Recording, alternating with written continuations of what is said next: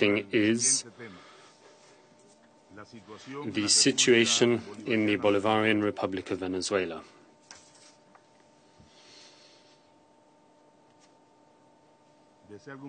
Does any member of the Council wish to speak on the subject? I give the floor to the representative of the Russian Federation. Thank you, Mr. President. The Russian Federation cannot support the attempts by our American colleagues to conduct a discussion of the situation in Venezuela. In fact, introducing in our agenda issues formulated in this way, this is a gross abuse of the prerogatives of the members of the Security Council, especially, in particular, the permanent members. The internal situation in this Latin American country is not an item on the agenda of our Council. We don't see any external threats coming from what is taking place in Venezuela. Venezuela does not represent a threat to peace and security. If anything does represent a threat to peace, it is the shameless and aggressive actions of the United States and their allies aimed at the ouster of the legitimately elected president of Venezuela. In essence, before us we're seeing unceremoniously and in breach of all norms of international law, an attempt by Washington to engineer a coup d'etat in this country. And this situation about which we will no doubt hear the views of the people of Venezuela and Latin American states, this situation the Council is supposed to consider as a supposed threat to Venezuela. In this connection, we request putting the issue on the agenda about which we're supposed to hold a meeting up for a procedural vote. We do not agree with the item situation in Venezuela, especially since there is no such item on the agenda of the Security Council. In our view, it would be right to conduct a discussion on an item threat to international peace and security, violation of Article 2.4 of the UN Charter. We call on all who share our point of view to support us. Thank you.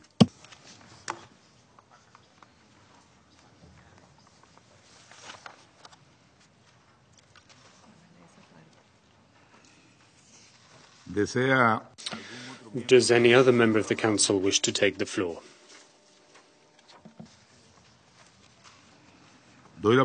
I give the floor to His Excellency Mr. Michael Pompeo, Secretary of State of the United States of America.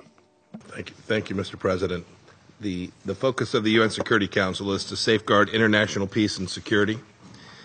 The former Maduro regime has oppressed its people for years, forcing millions of Venezuelans to flee the country merely to gain very basic access to food and water.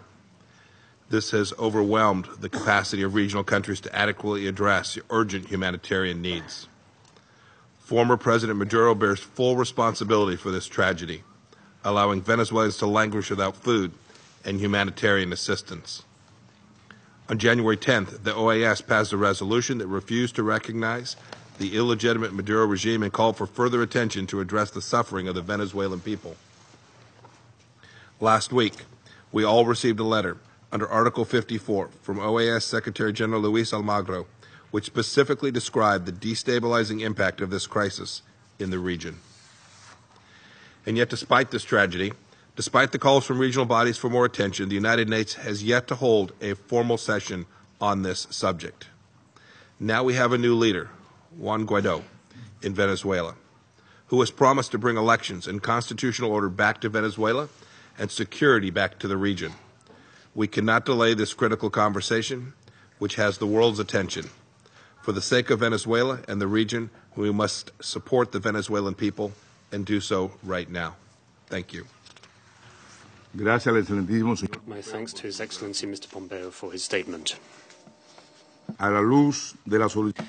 In view of the request and the comments made by members of the Security Council, I intend to put the provisional agenda to the vote. Accordingly, I shall put it to the vote now.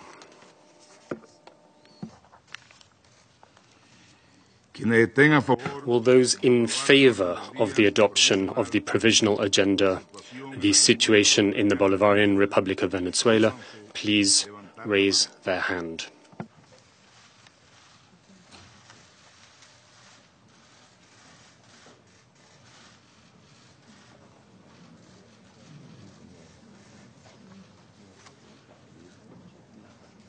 En contra. Those against.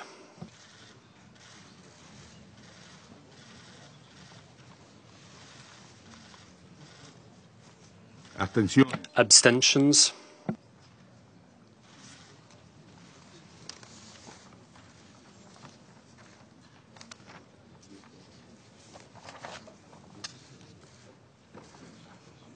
El resultado. The result of the voting is as follows: 9 votes in favor, 4 votes against, 2 abstentions.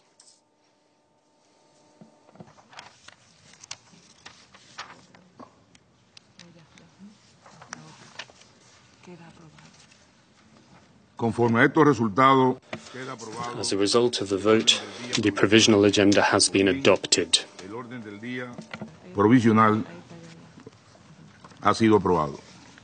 So I reiterate that the provisional agenda has been adopted.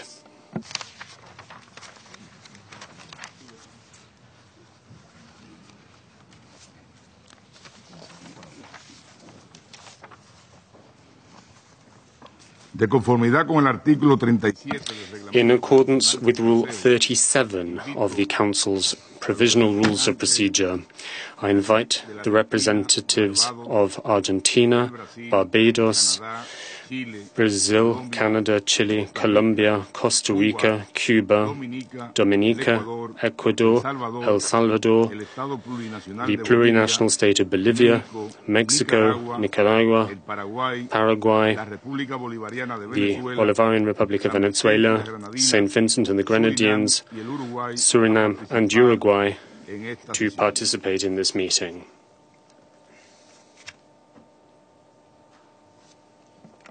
Así queda acordado. It is so decided.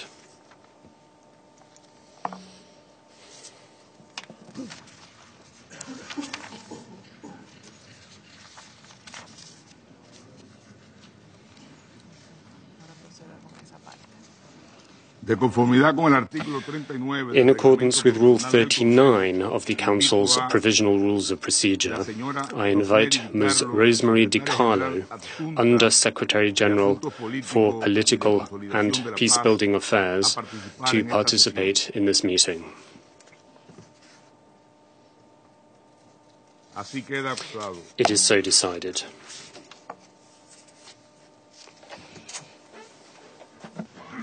El Consejo de Seguridad. The Security Council will now begin its consideration of item 2 of the agenda.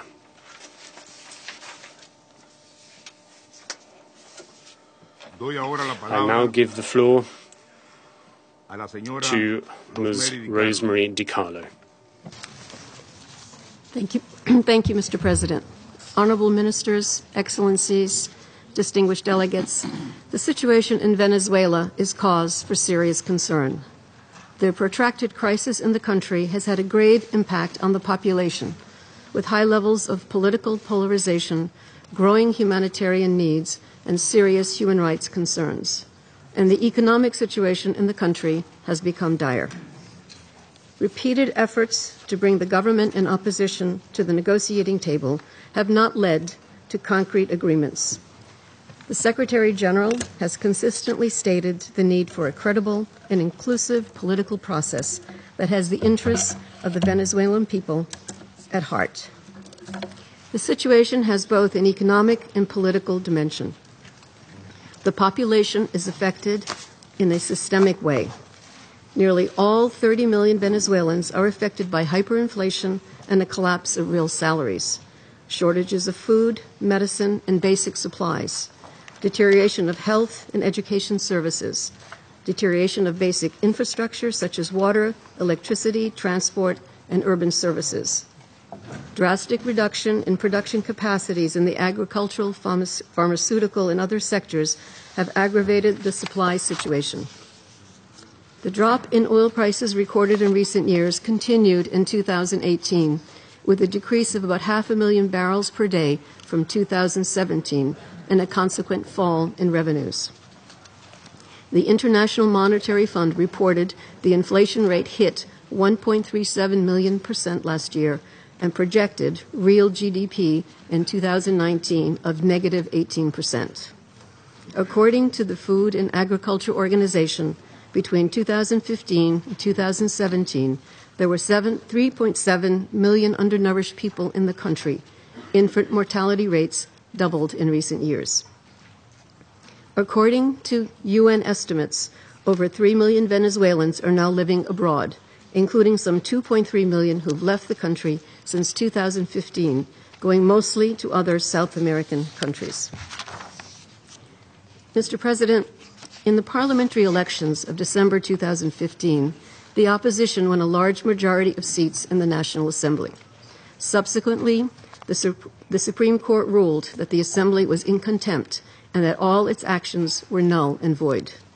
In 2017, a National Constituent Assembly was established through elections in which the opposition parties did not participate. The National Constituent Assembly took over key functions of the legislative branch and undertook a process of constitutional reform that remains inconclusive and is not recognized by the opposition parties. Attempts to bring about political dialogue started as early as May 2016 through an initiative facilitated by 3 former presidents from the Dominican Republic, Panama, and Spain under the auspices of the Union of South American Nations. Despite some initial progress, no concrete agreements were reached through this initiative, which was suspended by the beginning of 2017. By mid-2017, there were efforts to resume dialogue, and formal talks began in September 2017, hosted by the Dominican Republic and with international accompaniment. Talks ended without agreement on February 2018. One of the major areas of disagreement was the electoral calendar and guarantees to ensure free, transparent, and credible elections. Subsequently, the government went ahead with presidential elections in May 2018. President Nicolas Maduro was declared the winner over 2 other candidates. Most of the opposition did not participate in the elections or recognize the results. On 10 January, Nicolas Maduro was sworn in as president for a second 6-year term. On 23 January, large-scale opposition protests culminated with Juan Guaido, president of the opposition-led National Assembly, announcing that he did not recognize President Maduro or his government. Mr. Guaido proclaimed himself interim president, pledging to form a transitional government and call for elections. While the protests were largely peaceful, there were incidents of violence. The Secretary General has expressed strong concern over reports of casualties among demonstrators and has called for transparent and independent investigation of these incidents. According to the Office of the UN High Commissioner for Human Rights, credible local sources have reported that at least 20 people have died in the unrest. Many more have been reportedly injured and detained in violent incidents. The High Commissioner stated yesterday, any violent incident resulting in death or injury should be subject to an independent and impartial investigation to find out whether there was excessive use of force by the authorities or if crimes have been committed by members of armed groups, pro-government or otherwise. I am extremely concerned, she said, that the situation in Venezuela may rapidly spiral out of control with catastrophic consequences. The High Commissioner also stressed that it is of utmost importance to uphold the right to peaceful assembly and refrain from excessive, disproportionate, and indiscriminate use of force. Mr. President, in a statement on 24 January, the Secretary General emphasized the urgency for all relevant actors to commit to inclusive and credible political dialogue to address the protracted crisis in the country with full respect for the rule of law and human rights. He has offered his good offices to help resolve the crisis. The main concern is the well-being of the Venezuelan people and their ability to enjoy their full rights. The UN has been providing assistance, particularly in the areas of health and nutrition, and the Secretary General had asked the International Organization for Migration and the UN High Commissioner for Refugees to establish a mechanism to support Venezuelans leaving the country. IOM and UNHCR appointed Mr. Eduardo Stein, former Vice President of Guatemala, as their joint representative to work with regional governments to ensure that support is in place to these individuals. As the Secretary General has stated, in this crucial moment, it is important that all actors exercise maximum restraint to avoid an escalation of violence and confrontation. There are divergent visions of what the future should hold for Venezuela, but we must all be guided by the pursuit of the well-being of the Venezuelan people and work together so that their needs are fully met. We must do all we can to prevent a worsening of tensions. And we must try to help bring about a political solution that will allow the country's citizens to enjoy peace, prosperity, and all their human rights. Thank you, Mr. President. Gracias, señora Di Carlo. Thank you, Madam DiCarlo, for your briefing. Now I will give the floor to members of the Council who wish to make statements. I give the floor to His Excellency Mr. Michael Pompeo, Secretary of State of the United States of America. Good morning. On behalf of President Trump and the American people, I first want to thank Foreign Minister Miguel Vargas of the Dominican Republic, the current President of the Security Council, for scheduling this meeting.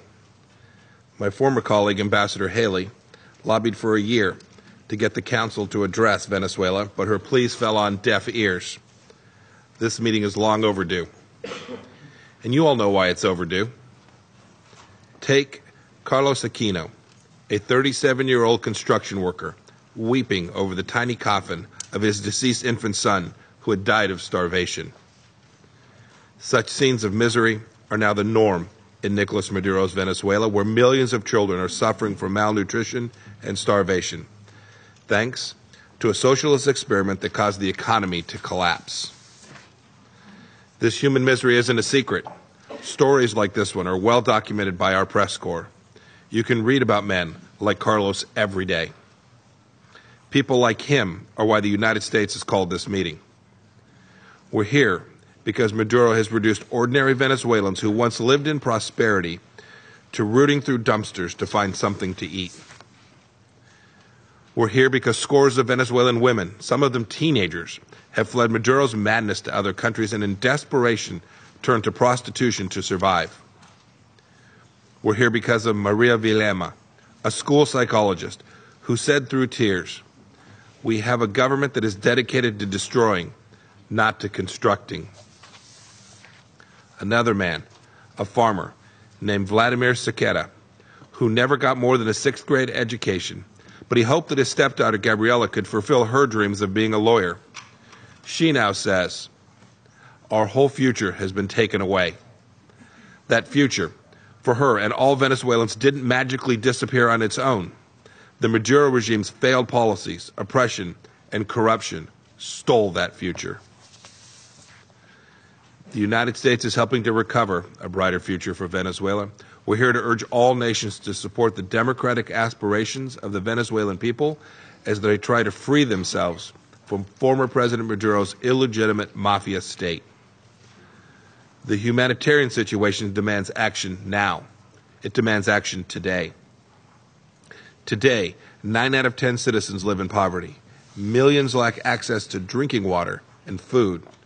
3 out of 4 hospitals have been abandoned. 3 million Venezuelans have been forced to flee their homeland, thereby flooding the region and threatening international peace and security.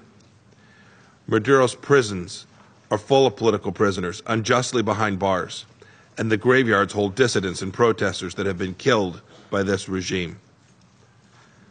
I want to talk to you about just one of them, a member of the City Council of Caracas named Fernando Alban. Just 4 months ago, he came here to the city to meet with the world's representatives who gather here every year during the United Nations General Assembly. He came here to speak about the failures of the Maduro regime and about his hopes for a more democratic and a more prosperous future for his country. After that, he went home. He went home to the country that he loved. Maduro's secret police arrested him at the airport as soon as he landed. He died in their custody 3 days later, and the pathetic explanations for this death have convinced absolutely no one.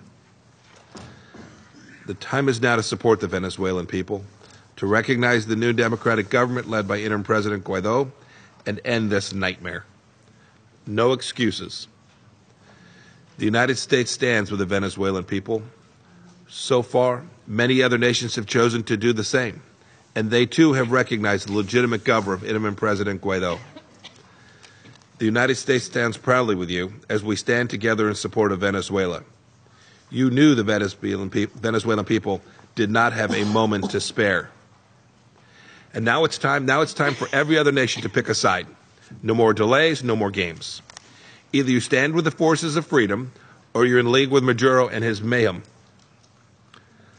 Some countries have publicly taken former President Maduro's side. China, Russia, Syria, and Iran are just 4 of them. Just this morning, we tried to find a way for this council to speak in one voice in support of the Venezuelan people and the democratic ideals through a presidential statement on this council. But our Russian and Chinese colleagues refused to let this move forward. It's not a surprise that those who rule without democracy in their own countries are trying to prop up Maduro while he is in dire straits. Nor are these countries supporting international norms, as they cynically claim. China and Russia are propping up a failed regime in the hopes of recovering billions of dollars in ill-considered investments and assistance made over the years. This money was never intended to help the Venezuelan people. It lined the pockets of the Maduro regime, its cronies, and its benefactors. But no regime has done more to sustain the nightmarish condition of the Venezuelan people than the regime in Havana.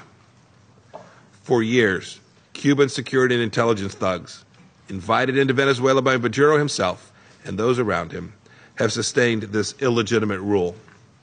They've trained Maduro's security and intelligence henchmen in Cuba's own worst practices.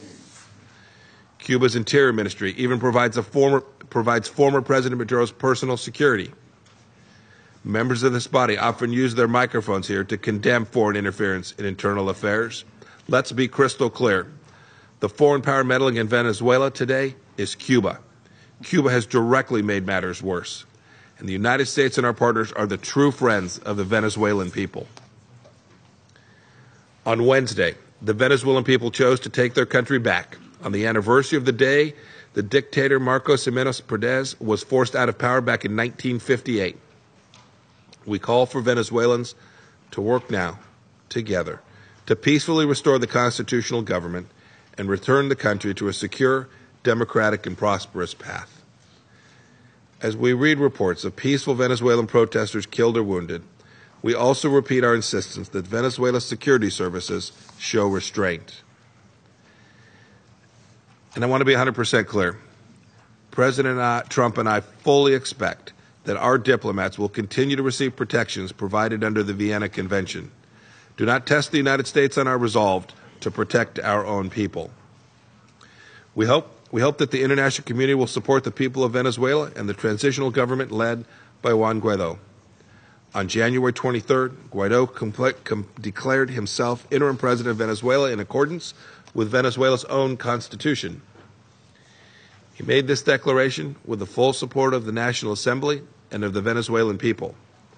Our nations must stand up for the rule of law and support the leader who the Venezuelan people have affirmed as their legitimate interim president. It is our hope that free and fair elections happen as soon as possible. Back in 1961, President Kennedy spoke in Caracas. He declared, quote, "We will be partners in building a better life for our people." America's ambition has not changed since that day. We stand with the Venezuelan people as they seek to build a better life for themselves, and we cannot ignore the suffering or tyranny taking place in this proud nation.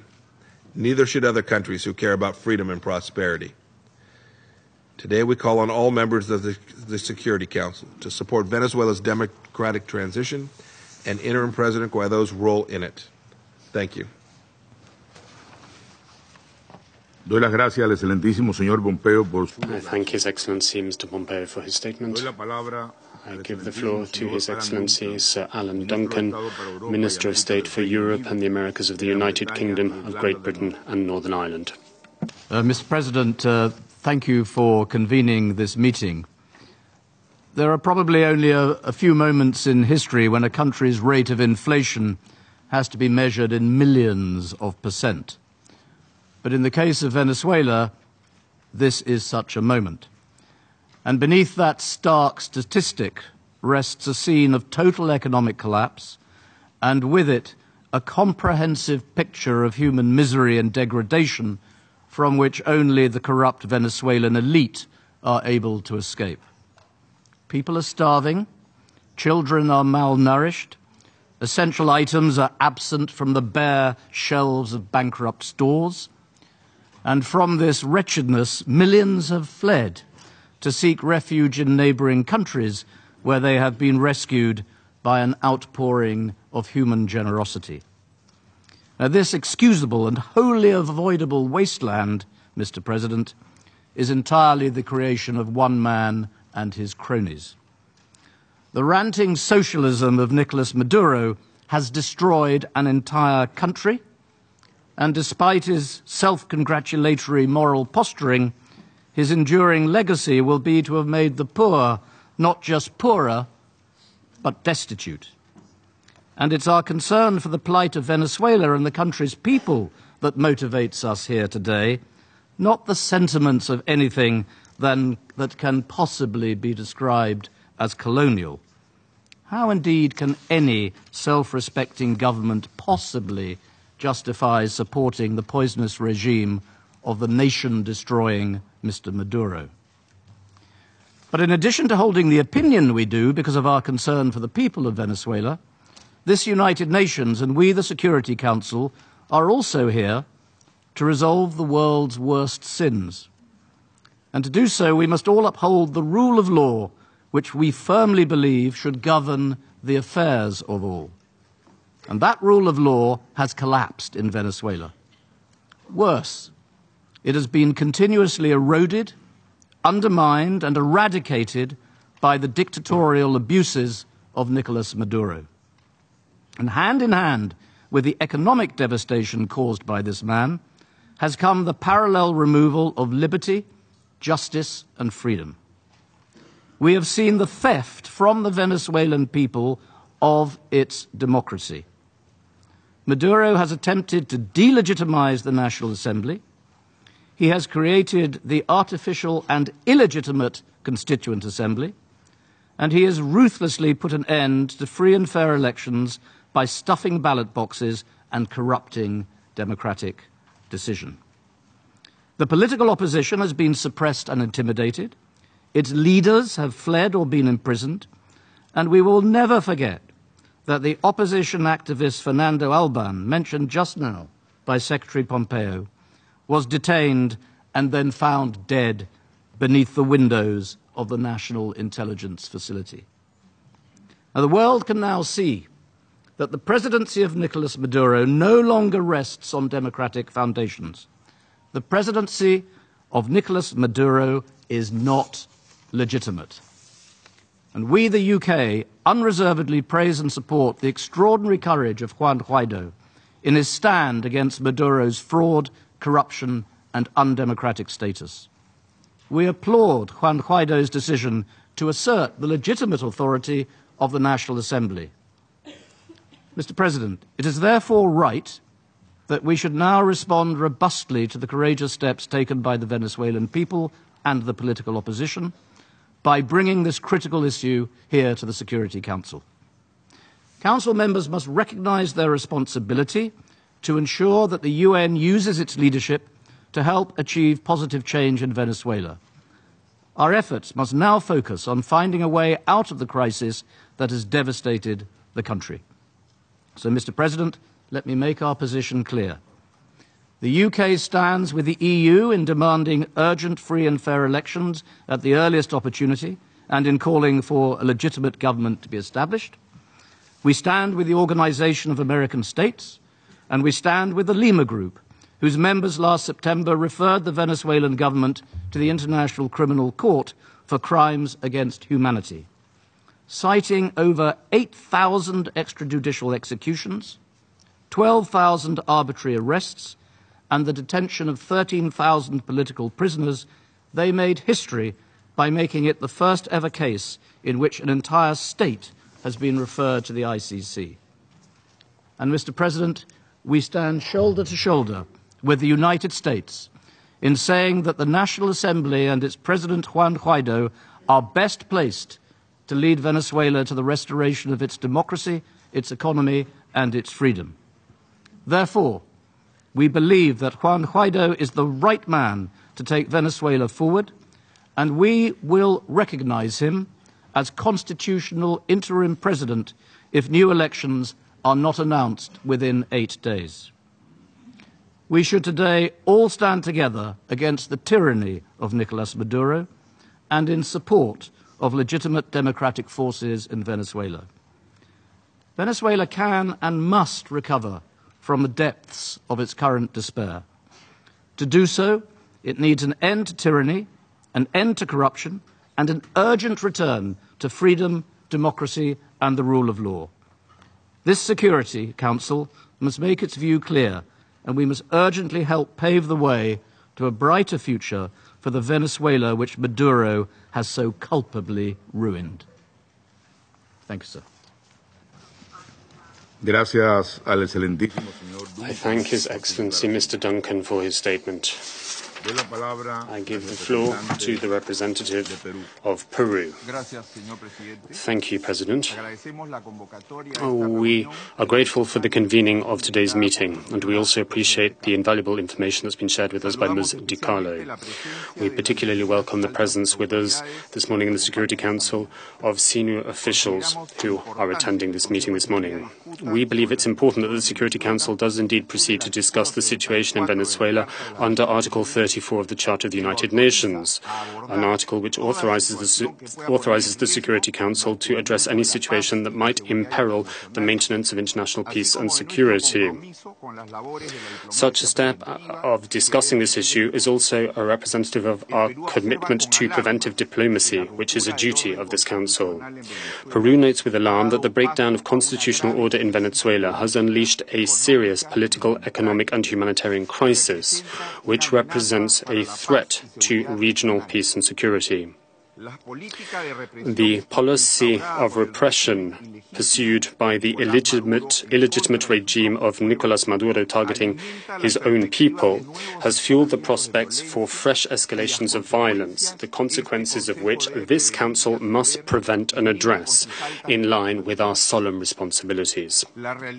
The reality faced by the Venezuelan people, that some countries are seeking to depict as a purely internal matter, is that of the ongoing massive and historic exodus of around 3.3 million persons, the direct result of the anti-democratic, oppressive and dictatorial acts and policies of the Maduro regime. Conservative estimates indicate an increase of 2 million over that figure of 3.3 million persons in the short term, given the escalation in violence and the escalation of the humanitarian crisis which is currently racking the country. We wish to underscore the extent to which the rapidity and the complexity of this phenomenon has been impacting and shaping a situation of crisis and tension at the regional level, which several countries, including my own, have had to respond to on the fly in order to provide for the most basic needs of this newly created diaspora. Peru alone has received to date some 700,000 refugees, and I wish to repeat that figure. 700,000 Venezuelan refugees and migrants have been welcomed and supported by Peru to date. President, the humanitarian crisis and the political crackdown in Venezuela are not recent. The Secretary General of the Organization of American States, the Inter-American Commission of Human Rights, and the Office of the High Commissioner for Human Rights of the United Nations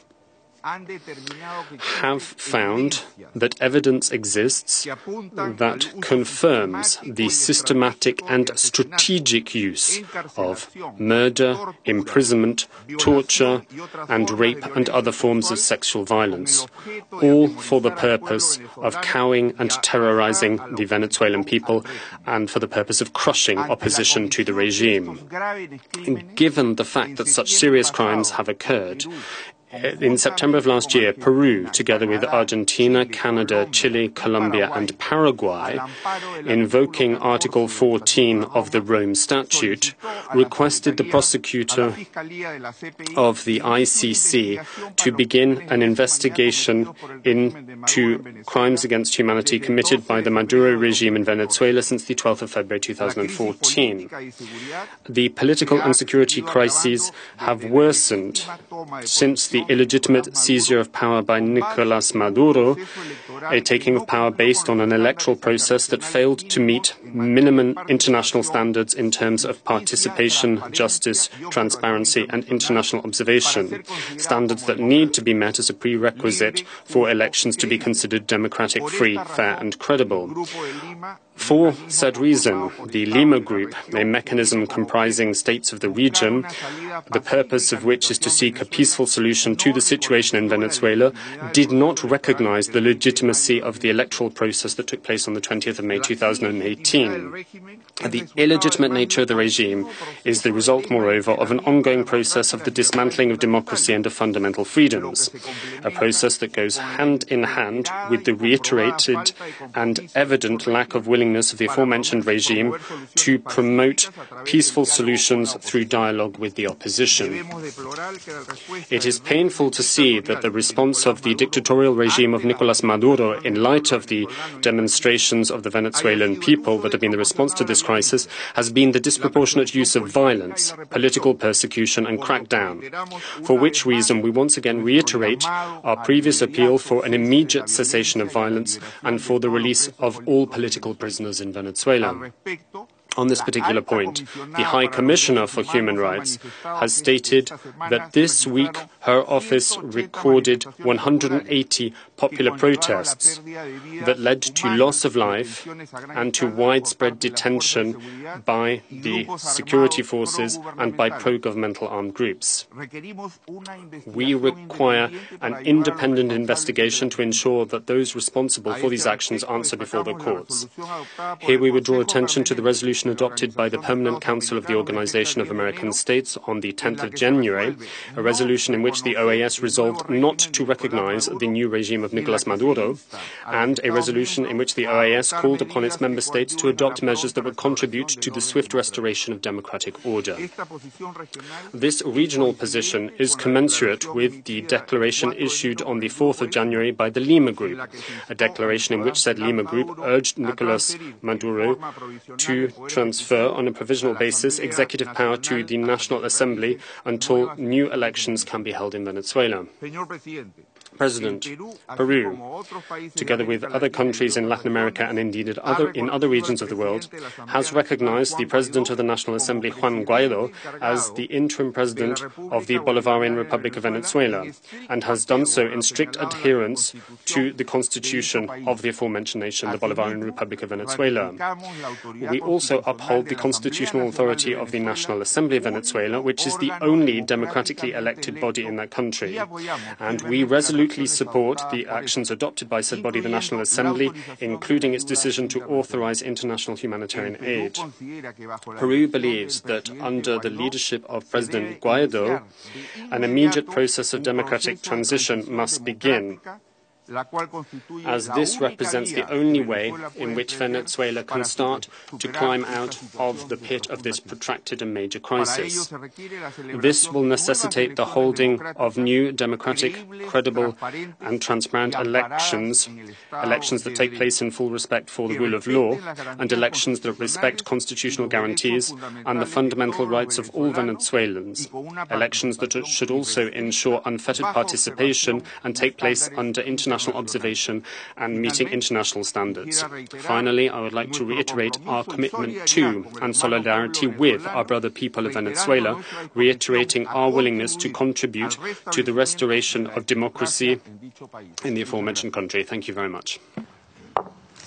I'd like to thank the representative of Peru. I would now like to give the floor to the representative of South Africa. Mr. President, we want to thank you for convening today's sessions on the situation in the Bolivarian Republic of Venezuela. We also want to welcome numerous ministers present here in the Council today, as well as the briefing by Ms. Rosemary DiCarlo. Mr. President, in any country, like all the countries around this big table, political parties choose the provisions on which to conduct elections. Venezuela is no different, and it held its presidential elections on May 20th, 2018, on the basis of its national laws governing such elections. These elections also took place in accordance with the agreement of electoral guarantees that was signed by political parties shortly before the elections. The elections were further overseen by Venezuelan National Electoral Council, like in any other countries, developed and developing countries. It was on this basis that the South African President, Mr. Cyril Ramaphosa, congratulated President Maduro following his inauguration for the second term as President of the Bolivarian Republic of Venezuela. Mr. President, a founding principle of the South African constitutional democracy that we hold very dear is the respect for the rule of law. We are therefore deeply concerned by what is a clear attempt in Venezuela to circumvent the country's constitutional legal mechanisms which govern its elections. Any grievances or dispute should be resolved in a peaceful manner through a proper mechanism and processes provided for in the Constitution of Venezuela and its electoral laws, without external influence.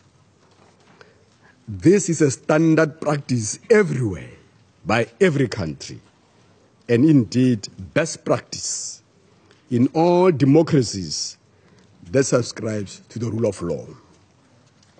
Mr. President, South Africa echoes the statement made by the Secretary General of the United Nations, Mr. Antonio Guterres, in Davos on the 24th of January 2019, where he urged a de-escalation of tension to prevent further violence.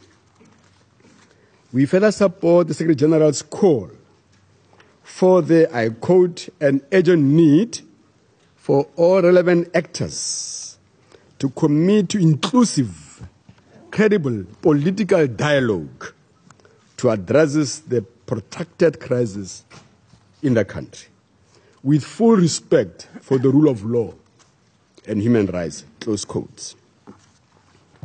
South Africa thus call on all parties to participate in a national dialogue process to ensure unity and reconciliation, and in the furtherance of a political solution of the situation of the Bolivarian Republic of Venezuela. We'd like to reiterate that any further action or grievance by either party should be resolved through due legal processes of the country.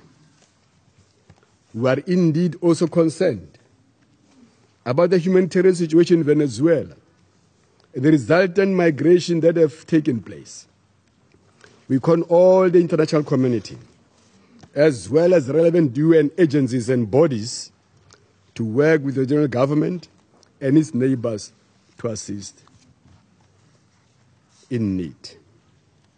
Mr. President, I wish to stress that South Africa is firmly against any attempt of undue or unconstitutional change of government of Venezuela. The Security Council should never be an instrument that validates an unconstitutional changes of any government anywhere, anytime. Instead, the Council should promote avenues that create environment for conclusive, inclusive dialogue, and that cooperation that will ease the challenges and hardships faced by Venezuelan people. I thank you. I want to thank the representative of South Africa. And I now give the floor to the representative of Equatorial Guinea. Thank you very much, Mr. President. We would like to thank the Undersecretary General of the United Nations for political and peace-building affairs, Madam Rosemary DiCarlo, for the picture she has painted to us of the current situation of the Bolivarian Republic of Venezuela. Mr. President, the Republic of Equatorial Guinea has been following very closely the development of the situation in Venezuela, and in particular the sequence of events reported in the media over the past week. Of course, we're very concerned that this may reach a situation that will cause great suffering to the population. Our delegation considers it an urgent priority that all the interested parties refrain from acts of violence and provocation. At the same time, we would like to make an appeal to the government, to the opposition political parties, to civil society, and to the people of Venezuela to arm themselves with courage, wisdom,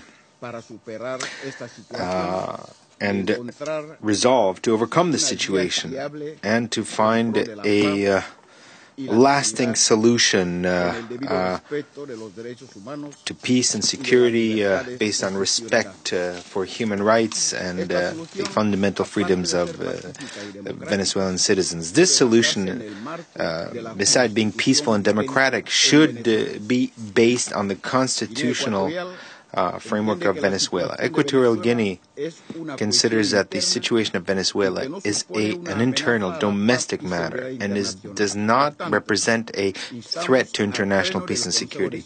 We therefore urge the Security Council and international community to be sufficiently cautious and to keep in mind the recent experiences in the Middle East and in Africa to avoid a spillover of the situation in Venezuela. The main role of the United Nations and of the international community in this situation should be focused on supporting efforts in the country that promote a frank and inclusive intra-Venezuelan dialogue that allows the parties to negotiate their differences that are pushing Venezuela to the edge. In other words, Mr. President, both the neighboring countries as well as countries in the region and the entire international community should not pour fuel on the current fire in Venezuela so it doesn't become a huge fire out of control. Rather, they should act as firefighters to extinguish this bonfire, facilitating an inter-Venezuelan dialogue that's inclusive and peaceful as the only way of finding a solution to the current situation. Because neither external interference or violent and extreme positions will facilitate this solution. Rather, quite to the contrary, they will only aggravate the situation. We need to leave the Venezuelans the opportunity and the space to engage in dialogue and to find a solution. Mr. President, the appeal of the Republic of Equatorial Guinea for a domestic dialogue is based on the following realities. One, in the recent experiences of Middle East and in Africa, and specifically in Libya, we are seeing today the spiraling out of control of a situation generated by an external intervention. As a result, and due to the implementation of an ill-intentioned resolution in 2011, a resolution of this Security Council based on the right to protect, let us compile the statistics and establish the figures on the current suffering and the number of lives lost and that continue to be lost, not only in Libya but in the entire sub-region of Western Africa, including Central Africa, as a result of terrorist activity, organized crime, and the creation of various armed groups as a consequence of that foreign intervention, which focus only on a change of regime without concerning itself with what would happen afterwards.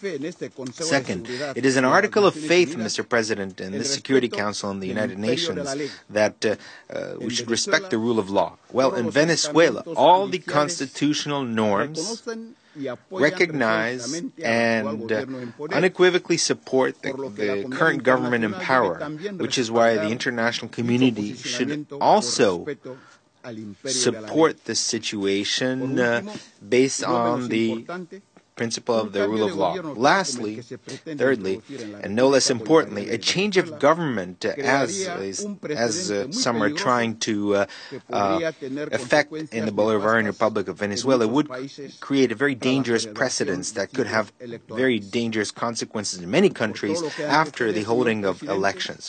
For all these reasons, Mr. President, the Republic of Equatorial Guinea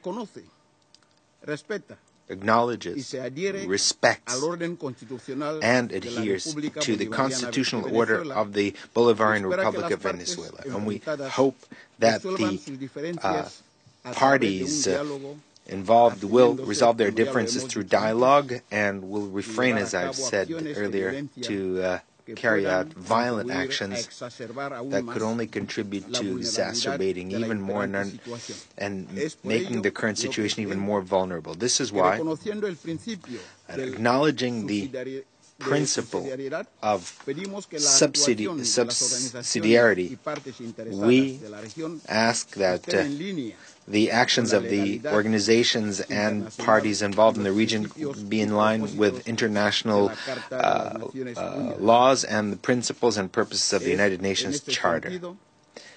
It is indeed bearing this in mind that we call on the Secretary General of the United Nations, Antonio Guterres,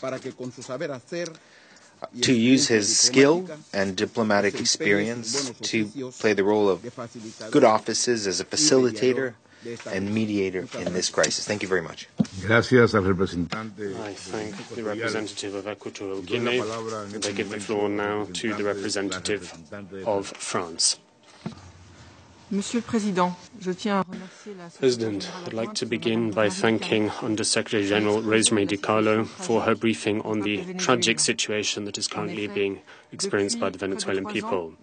In point of fact, for some 3 years now, Venezuela has been plunged into an unprecedented crisis, a depleted economy, a people deprived of basic goods, a bloody crackdown on the opposition and peaceful demonstrators, as well as the exodus of more than 3 million Venezuelan people, both as migrants and refugees, who are seeking to fear a situation that we will quite frankly describe as chaotic. This problem is not restricted to the borders of Venezuela alone. Rather, it represents a destabilizing factor for regional security. It is therefore entirely legitimate that our Council deals with this issue as part of our role as a body preventing conflicts. Against that backdrop, I would like to underscore 2 priorities that I hope will lead towards a resolution to the crisis. The first priority is that of respecting the will and determination of the people. France here hails the courage of the hundreds of thousands of protesters who have taken to the streets in Venezuela since the 23rd of January. As President Macron said, democracy must be restored in Venezuela. Nicolás Maduro, who sought to take on a second mandate on the basis of a travesty of an election, must immediately announce the organization of new presidential elections that this time should be democratic, which is to say free, fair and transparent in line with Venezuelan constitutional order, which should be internationally observed. France has pleaded repeatedly for a political and negotiated solution to the crisis. The European Union has repeatedly offered to help to negotiate a solution to the political crisis where it can. Nicolas Maduro must understand that this is his last opportunity and he must take it.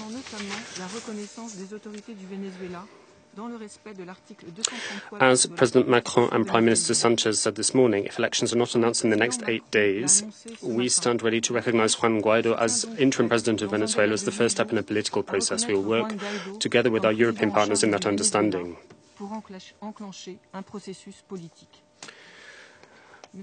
President, France moreover calls upon the Venezuelan authorities to respect the rights of the National Assembly, in particular the principle of immunity of its members, given the fact that the National Assembly is the only genuinely and legitimately democratically elected body in Venezuela. As part of respecting the rights of the National Assembly, the authorities must refrain from all acts of repression against that body and against the people of the country at large. The people of Venezuela who are politically engaged in the defense of human rights and of Venezuelan democracy must be able to pursue their activities without fear of threat or reprisals. The excessive use of force is, to speak plainly, unacceptable, particularly that force targeting democratically elected representatives of civil society and peaceful protesters. The Venezuelan people have the right to have their voice heard, and France would recall here its attachment to the freedom of the press and the protection of journalists who must be able to exercise their profession freely. President, France's second priority, which is equally urgent and pressing, is that of putting an end to the humanitarian crisis. Millions of Venezuelans have been forced to flee their country in the absence of a state capable of providing basic services, particularly medical care and basic goods. The solidarity of the countries of the region, in particular the solidarity of Colombia, Ecuador, Peru and Brazil, faced with this human tragedy, is to be hailed. The High Commissioner for Refugees, as well as the International Organization for Migration, who have appointed a joint special representative, are also engaged in laudable work. France, in its national capacity, and the European Union are also contributing where they can to this humanitarian effort in order to mitigate the suffering of the Venezuelan people. Given that the situation continues to deteriorate, France urges the Venezuelan authorities to authorize and facilitate the work of international humanitarian actors and of NGOs who are seeking to provide humanitarian assistance to the most vulnerable men and women in society, in particular children, persons with disabilities and the elderly. President, France, a staunch proponent of freedom, equality and fraternity, principles that feature in our very national motto, stands shoulder to shoulder with the Venezuelan people and hails the courage of all those who are ready to defend liberty and the democratic institutions of their country. Thank you very much. My thanks to the representative of France. I give the floor now to the representative of Kuwait. Thank you, Mr. President. At the outset, I would like to welcome the participation of the honorable ministers in today's meeting. We have listened carefully to the briefing by Ms. Rosemary DiCarlo, Under-Secretary General for Political and Peacebuilding Affairs, and we appreciate the valuable information regarding the recent developments in the Bolivarian Republic of Venezuela. We take note of the two letters addressed to the President of the Security Council by the Secretary General of the Organization of American States and the Chargé d'Affaires of the U.S. delegation regarding the decisions taken by the organization on the recent crisis in Venezuela. Mr. President, we have committed ourselves to implementing fully the principles of the UN Charter in order to maintain international peace and security. Therefore, we must work together to address the challenges of our day. Article 34, Chapter 6 of the Charter states that the Security Council may investigate any dispute or any situation which might lead to international friction or give rise to a dispute in order to determine whether the continuance of the dispute or situation is likely to endanger the maintenance of international peace and security.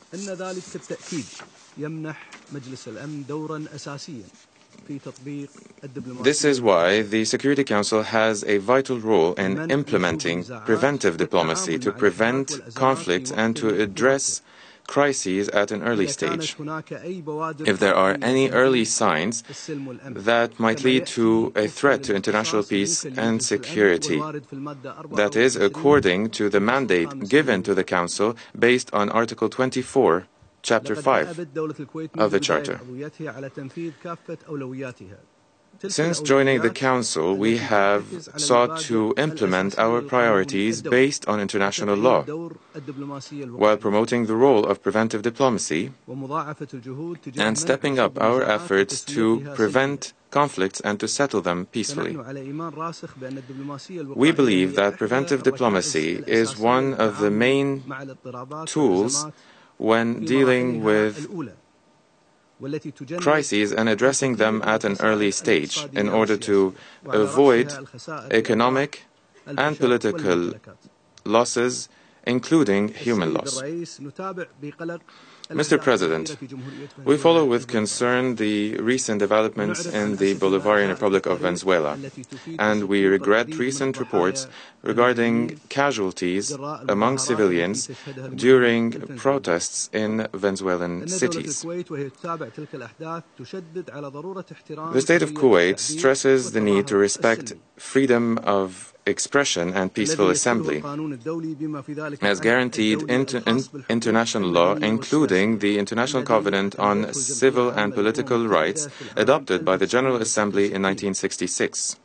The ICCPR guarantees, inter alia, the freedom of expression and the freedom of peaceful assembly and association, according to national laws. As a result of the current political crisis in Venezuela, all stakeholders must prioritize national interests over personal or partisan interests. They must commit to a comprehensive and inclusive political dialogue to resolve the crisis. We call on all parties to exercise self-restraint, reduce tensions, reject violence, and make every effort to prevent any further human losses. We support the statement issued by the Secretary General on this matter. Mr. President, we belong to a region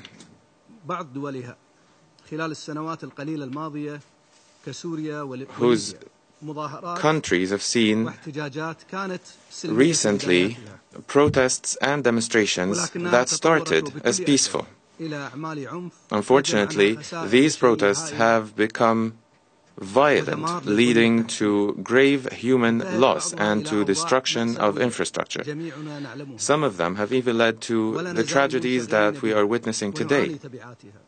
And we are all suffering from the repercussions of such tragedies that affect international and regional stability. Therefore, we must step up our efforts to prevent these events from recurring, whether in our region or in any other region of the world.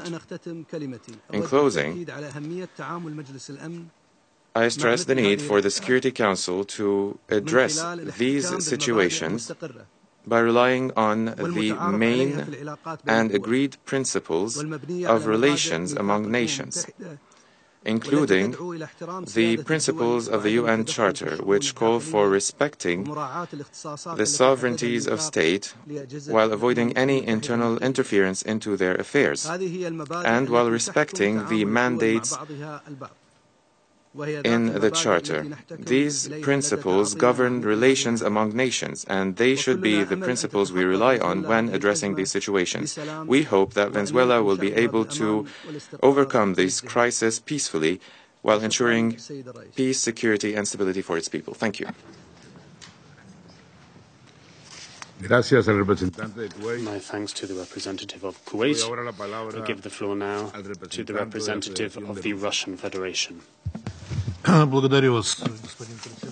you, Mr. President. We're grateful to Madam Rosemary DiCarlo for her briefing. Mr. President, We have no doubt that today's meeting has been called by the American delegation with only one purpose: to continue destabilizing the situation in Venezuela by imposing on this country its own approaches and recipes to resolve the problems which it has encountered recently.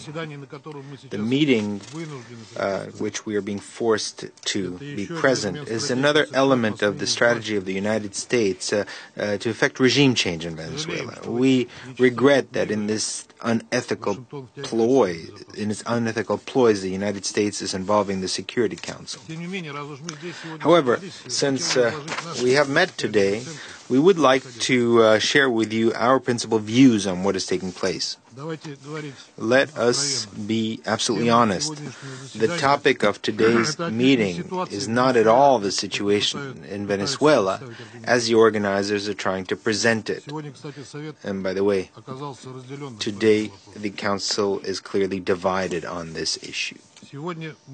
Today, we are examining here, unfortunately, the most typical case of what is called, quote-unquote, a threat to international peace and security created by the threat of the use of force against the political independence of a state, end of quote. The authors of the UN Charter, and by the way, among those authors, and one of the main authors, were the United States, tried to save the world from these kinds of events, included this warning in Chapter 2.4. But obviously Washington hasn't opened that book for quite a long time. Such gross interference by the United States in the internal affairs of another state is nothing new. The Americans have not changed and judging by everything, do not intend to change their relationship to the Latin America as an area of exclusive interest of the United States, a kind of backyard where you can do anything you want without taking into account the interests of the people living there.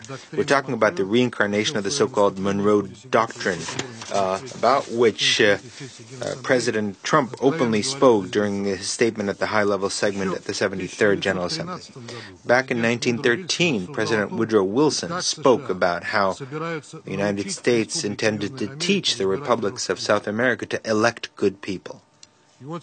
And well, today that lesson is being visited on Venezuela, who dared in the recent past to conduct an independent policy that does not comply with the economic and political interests of the warden who watches over the Western Hemisphere. I would like to quote the words of another American president spoken in the Congress on the eve of the creation of the United Nations.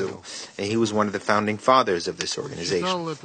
He considered this his main political project and truly believed that its creation made it possible to ensure humanity would not experience wars and conflicts. I'm talking about Franklin Delano Roosevelt.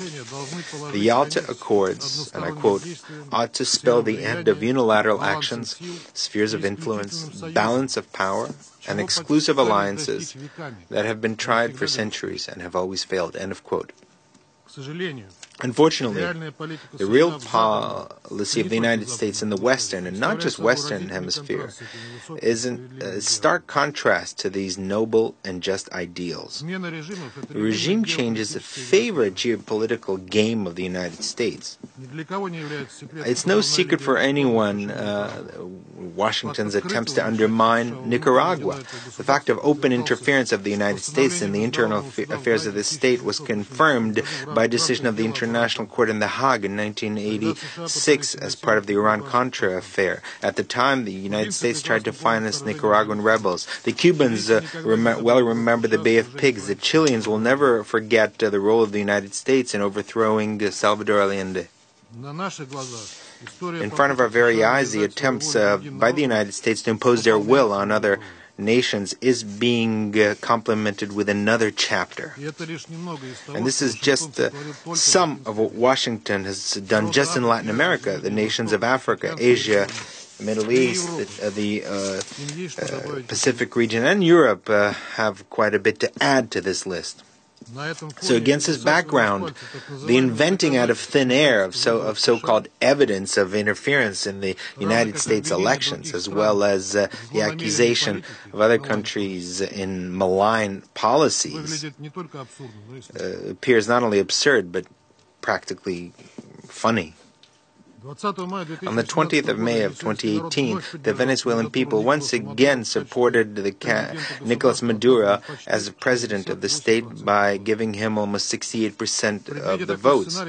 And now, anticipating this situation, Washington did everything possible from the very start to discredit the vote and cast a shadow on the re-elected executive of the country. In particular, there is enough evidence about the fact that on a number of opposition candidates, the strongest pressure was exerted so that they would withdraw their candidatures and not compete in the elections. Ultimately, using the pretext of a boycott by part of the opposition, the United States and their allies started implementing a plan to overthrow the legitimate authorities of the country. And as we know from the American press, actively participated prominent members of the Congress of the United States Congress in this process. Prominent members.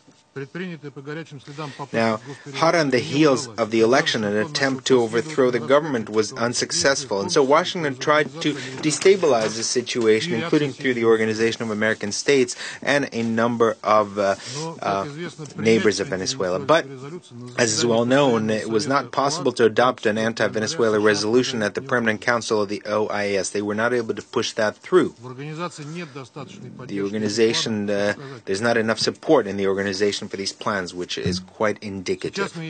Today, we're witnessing the culmination of these efforts, timed to coincide with the inauguration of the legitimately elected president. Extremist opponents of the legitimate government, having failed to defeat Maduro, are including by physically removing him, have chosen a scenario of maximum confrontation. On the 23rd of January, the President of the National Assembly proclaimed himself as the interim President of Venezuela. The United States and a number of other countries immediately recognized him, thus confirming that they either abetted or were directly involved in this artificial creation of a parallel government, which now threatens with serious destabilization within the country. National Security Advisor John Bolton made a Bolshevik-style statement about the expropriation of all Venezuelan property on the territory of the United States, while, on the other hand, the allies from the opposition have been promised financial support.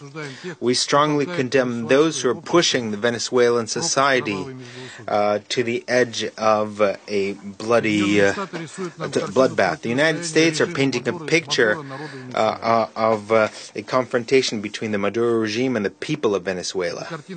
This picture is far from reality.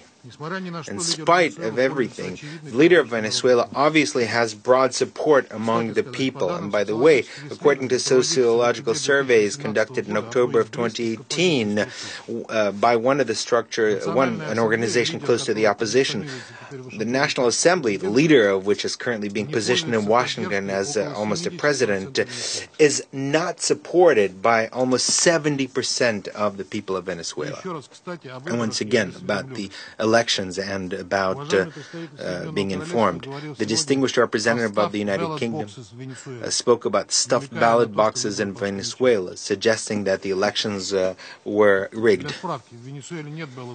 Well, just for information, there are no ballot boxes in Venezuela. It uses an electronic system of voting. Now, supporting Venezuela, we first and foremost are against the violation of international law, in particular provisions of the UN, which clearly condemn any interference in the internal affairs of independent states. Furthermore, the American leaders are making suggestions that they might be ready, even willing to use force, talking about all options being on the table. Using the presence Secretary of State Mr. Pompeo. We want to ask him directly, does that mean that the United States is ready to use military force against a sovereign state under a bogus pretext? Because it is here in this room that we need to hear a clear answer whether Washington intends to once again violate the UN Charter.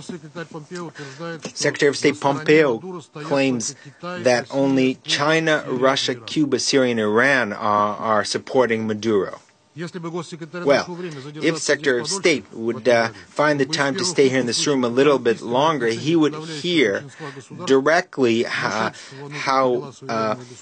many states condemn the policy of internal interference into the internal affairs and regime change. These countries are not there to support the Maduro regime. What they are here for is to support international law. And I think the Secretary of State has already had a chance to hear this.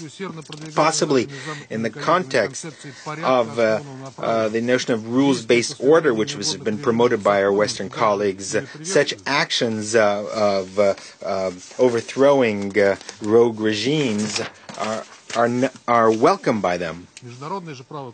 But international law classifies such actions quite clearly as a violation of the UN Charter, and in particular Chapter 2.4. We consider this behavior unacceptable. It undermines the principles of the UN Charter and the basic norms of international behavior and relations. We would also like to address our Latin American partners. Do you understand that in case you continue with your actions, tomorrow, instead of Venezuela, any other Latin American country can find itself in its place?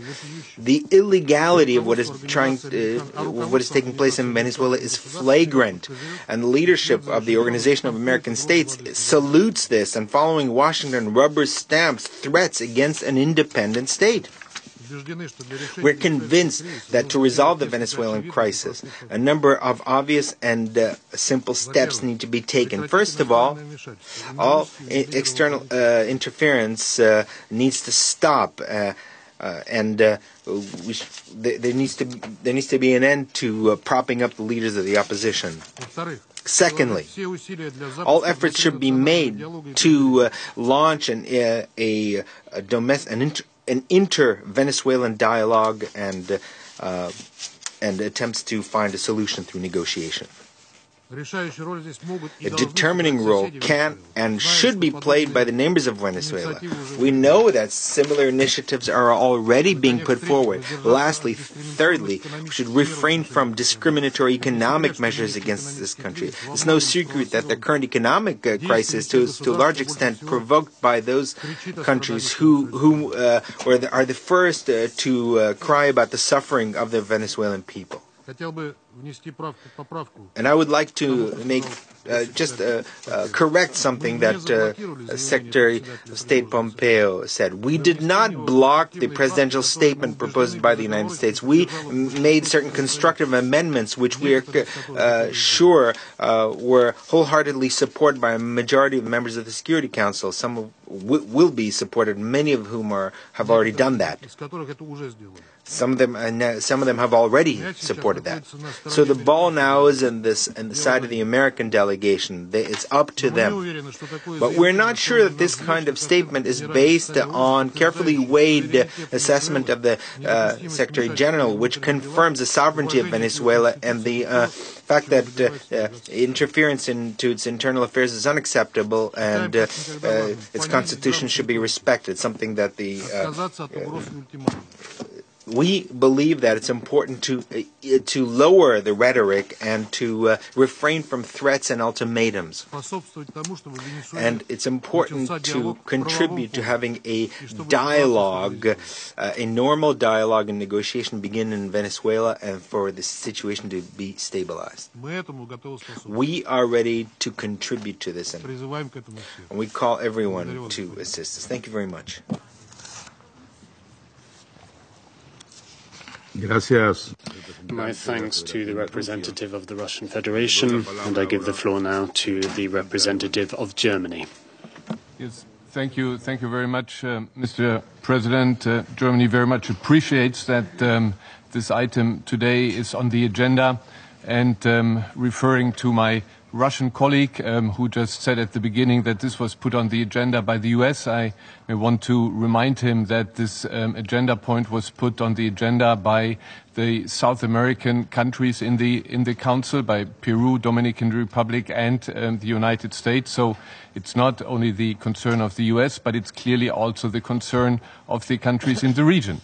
And with regard to the question if this is a threat for international peace and security, you heard probably the statement also by our ambassador from Kuwait, who is far from the region, who clearly said that preventive diplomacy is something that we have to put on the agenda of the Security Council. And this was also said by our colleague from Peru, this was said by our colleague from France, where really we said there is a potential threat for international peace and security, and it's right with regard to conflict prevention that the Security Council deals with this issue. And in your statement, I didn't hear anything about the South American countries that are suffering right now. We have heard the figures, and I would like also to thank Rosemary DiCarlo for her briefing. We have heard the figures about the impact of the crisis on the region. There are more than 3 million Venezuelans who have fled their country. There are 700,000 refugees that Peru is taking care of. We have Colombia here, and the foreign minister of Colombia will later on say what this means for their country. And the same holds true for Brazil. And I think we should really commend these countries for what they are doing, for hosting these countries who have fled their country because the living circumstances are as what they are in these countries. So Germany stands in solidarity with Venezuela's neighbors. They bear the burden of receiving the displaced population in dire need of shelter and humanitarian assistance. And we would commend your tireless efforts and commitment to providing a safe haven for those who search refuge from the catastrophic humanitarian conditions, lack of food and health service in Venezuela. Let me recall what led to this massive movement of refugees, and this is also by a severe violation of international law, the violation of humanitarian law, of human rights laws, and the democratic principle, human rights, fundamental freedoms are continued to be violated. This is a situation again where, in particular, women and children are most effective. And Russian colleague mentioned Roosevelt. Let me come back also to Roosevelt. Let me come back to Eleanor Roosevelt. She inspired the Universal Declaration of Human Rights. And on paragraph 20, Article 25, it says, "Everyone has the right to a standard of living adequate for the health and well-being of himself and of his family, including food, clothing, housing and medical care and necessary social services." Sadly, at this moment, we have to say this does not hold true for the people of Venezuela, where a box of pills costs more than the monthly minimum wage and baby milk formula more than 2 months' salary. But protesting against such an impossible situation can land you in jail. And we heard again the reports also of the Office of the High Commissioner for Human Rights about detentions that have taken place during the last days, the death of more than 20 people. So let me repeat what the High Commissioner, what former President Bachelet said yesterday. She urged the Venezuelan authorities to exercise restraint, respect everyone's fundamental right to peaceful assembly and freedom of expression, and remind that excessive and disproportionate or indiscriminate use of force is clearly and unequivocally prohibited under international law. And also I would like to support what Mrs. Bachelet demanded and what Ms. DiCarlo said already at the beginning, that these violent deaths that have occurred these last days have to be subject to independent and impartial investigation. So because of these massive violations of human rights, because of the threat for international peace and security, it's right that the Council discusses it. So what needs to be done? We call on all stakeholders to respect the Venezuelan constitution. The National Assembly is the only democratically elected institution whose constitutional powers have to be respected. On President Maduro's and his election, he has not been freely elected. Quote, the OAS, we do not recognize the Maduro as the legitimate president of Venezuela. The OAS called the Maduro election day an infamous day for democracy in the Americas. And also quoting the OAS, there can be no democracy without elections, but Maduro showed that elections can be held without democracy. So in the conclusions, we urge all parties to refrain from the use of force. We call for the organization of free and fair elections with international observers, with all candidates allowed to run for office. And until then, there is only one credible and legitimate institution, and this is the National Assembly, which was democratically elected. And this is why Germany supports the President of Parliament, Juan Guaido, as representative of this institution, and support his call for new elections to re-establish the constitutional order in Venezuela. So Germany, as the United Kingdom and France, we expect the holding of free, transparent and credible elections, and if such a step is not announced within 8 days, we are ready to recognize Juan Guaido as interim president. Germany will not leave the Venezuelan people alone. Thank you. I thank the representative of Germany, and I give the floor now to the representative of Poland. Thank you, Mr. President. Firstly, let me thank Under-Secretary General Rosemary de Carlo for her briefing to the Council. I welcome also the honourable ministers present today in this Council. Poland supported the request made by the United States and other countries for today's briefing because we believe that the scale of Venezuelan migration and humanitarian crisis, both resulting from oppressive regime of Nicolás Maduro, have undeniable impact and tremendous consequences on the situation in the neighboring Latin American countries. This situation de facto poses a threat to stability and security of the region. We stay in solidarity with them. Poland aligns itself with the common European Union approach to the recent events in Venezuela. We consider the National Assembly as the only legitimate power in Venezuela that has democratic mandate, won in free and fair elections in line with the Venezuelan constitution. We also recognize its constitutional prerogatives, its members and its leaders. We repeat the call that the civil rights, freedom and safety of all National Assembly members, including its president, need to be observed and respected. We fully support democratic aspirations of the Venezuelan people expressed during the most recent massive demonstrations. Furthermore, we recognize Juan Guaido as the legitimate democratic voice and leader that might initiate the transition process in Venezuela. We join him in a call for urgent holding of free, transparent and credible presidential elections in accordance with international democratic standards and the Venezuelan constitutional order. It finally has to be heard by Venezuelan authorities. In the absence of an announcement of the organization of fresh elections with the necessary guarantees over the next days, Poland will take further actions, including on the issue of recognition of the country's leadership in line with Article 233 of the Venezuelan Constitution.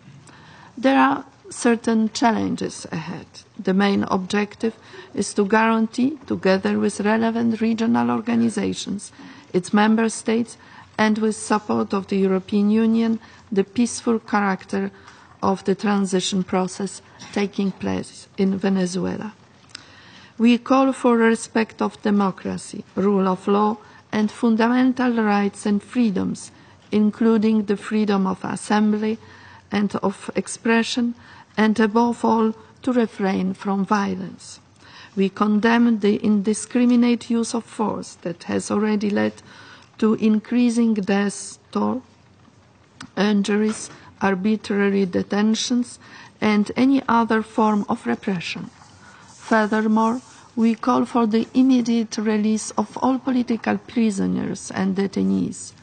There has been at least 26 people killed and over 340 detained in recent days. This situation is unacceptable.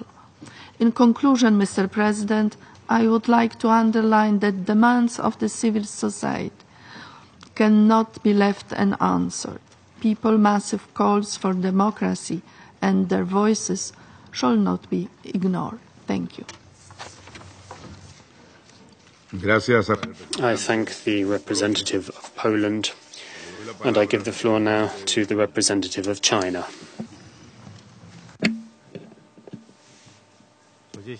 Mr. President, first of all, I wish to thank USD Carlo for her briefing. We have been following closely the current situation in Venezuela and call upon all relevant parties in Venezuela to stay rational and keep calm. And bear in mind the fundamental interests of the country and its people to seek a political solution to the issues through peaceful dialogue within the framework of the Venezuelan Constitution. China supports the efforts made by the Venezuelan government to uphold national sovereignty, independence, and stability. China maintains that all countries should abide by the purposes and principles of the UN Charter, especially the norms governing international relations and the principles of international law, such as non-interference in each other's internal affairs, mutual respect for sovereignty and territorial integrity, and refrain from threatening to use force. China always upholds the principle of non-interference in other countries' internal affairs and opposes foreign interference in Venezuela's affairs. The situation in Venezuela belongs to the domestic affairs of that country. It does not constitute a threat to international peace and security, and it is not on the agenda of the Security Council. China is against adding the situation in Venezuela to the agenda of the Security Council. The Venezuela's affairs must be and can only be chosen and decided by the Venezuelan people themselves. We call upon all relevant parties to respect the choice of the Venezuelan people. Maintaining stability and development in Venezuela serves the interests of all relevant parties. We hope all parties can contribute more to Venezuela's stability. We hope that the international community can jointly create favorable conditions for that. Just now, the U.S. delegate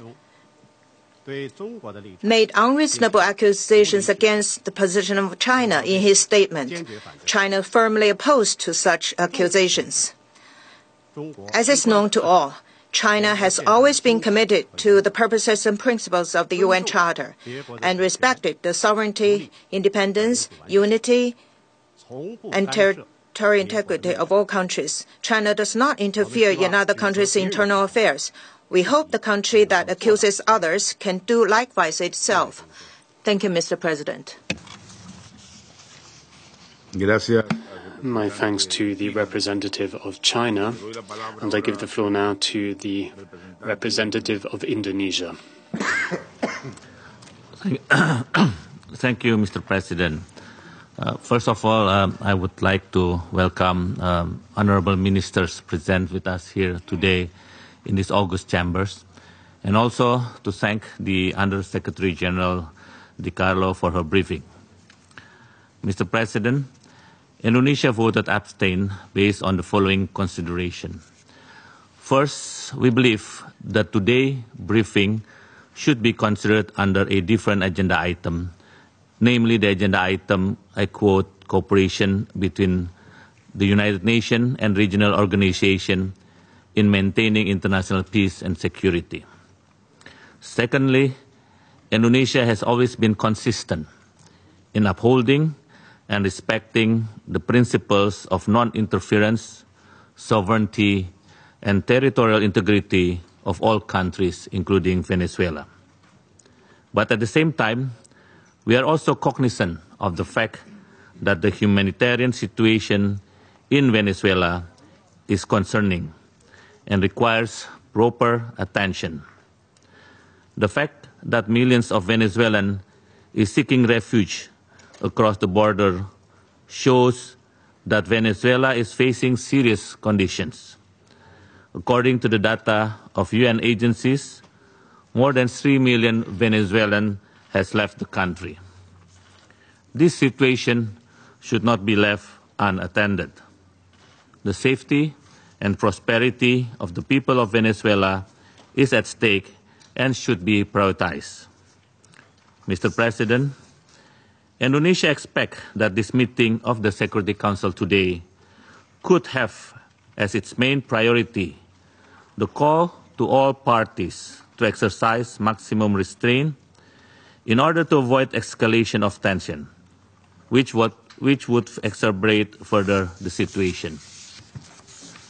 The Council must also encourage the promotion of a political solution by all relevant stakeholders to conduct national dialogue through a credible, transparent, and democratic process. The inclusion of Venezuela into the UNSC agenda must reflect a commitment to supporting the realization of sustained peace and stability in the country. It is high time for the Council to play its pivotal role to bridge differences. With this approach, we would find solutions to problems without creating new problems and complexities, and without contradicting the principle as enshrined in the UN Charter. I thank you, Mr. President. Gracias. My thanks to the representative of Indonesia. I'd like to give the floor now to the representative of Belgium. President, at a time when 3 million people have fled their country as a result of the political and economic collapse of said country, the threat to the stability of the region is abundantly clear. As far as Belgium is concerned, this Council has a clear responsibility to address the situation in Venezuela, which duly constitutes a threat to international peace and security. In order to prevent further deterioration of the already worrying situation, we call upon all members of this Council to pull together to promote a peaceful resolution to the crisis. I would like to take this opportunity to express publicly my gratitude and admiration to the countries of the region who have demonstrated huge solidarity and humbling generosity to those Venezuelans who have taken refuge in their countries. Belgium expresses its support to these countries, playing host to Venezuelans who have fled abroad, and also our support to Mr. Eduardo Stein, the Joint Special Representative of the UNHCR and the IOM for Venezuela. Given that the situation on the ground is very unstable, I would like to echo the statement issued by the European Union this morning to share with you 4 messages now. Firstly, a call for restraint and a de-escalation. Secondly, I wish to underscore the need to re-establish constitutional order in Venezuela and to begin the process of reconciliation. My third message is the importance of listening to the Venezuelans themselves, and fourthly, the respect for the fundamental rights of the people of Venezuela. I begin by calling upon those who have influence over these events to demonstrate restraint. The mass popular protests that have taken place in Venezuela over recent days have been met with senseless and indiscriminate violence by the authorities, leading to the tragic death of several people and leaving many more injured. Belgium presents its sincere condolences to the families of the deceased. We condemn in the strongest possible terms the excessive use of force by the security forces and call for the opening of an independent inquiry, echoing the similar appeal made by Ms. Bachelet. Our second message, Belgium calls for the restoration of constitutional order in Venezuela. The presidential elections which took place in May of last year were in no way free, fair or credible, thus stripping the government of Nicolás Maduro of any democratic legitimacy. Venezuela stands in urgent need of a government that genuinely represents the will of the people and that is capable of beginning a process of reconciliation. Belgium recognizes and fully supports the National Assembly as a democratically elected institution, and we make an urgent call for the powers of the National Assembly to be restored and respected. I also call upon the authorities to guarantee and uphold the civil rights, the freedom and the security and safety of all members of the National Assembly, including the President of that body, Juan Guaido, respecting the immunity for members of the National Assembly guaranteed by the Constitution. Thirdly, we need to pay heed to the people of Venezuela themselves. Over recent years, the citizens of that country have spoken up courageously and on multiple occasions. Several have paid with their lives for their bravery. When they voted for change, they were given short shrift. They were not listened to. Today, they have taken to the streets in Caracas to demand their right to choose their own future. Belgium reiterates its firmly held belief that a peaceful and inclusive democratic solution is the only way of ending the current political deadlock and of bringing to an end the serious social crisis that said political deadlock has ushered in. Together with the European Union, we call for the urgent holding of fair, credible and transparent presidential elections in full respect for the Constitution and in line with democratic standards.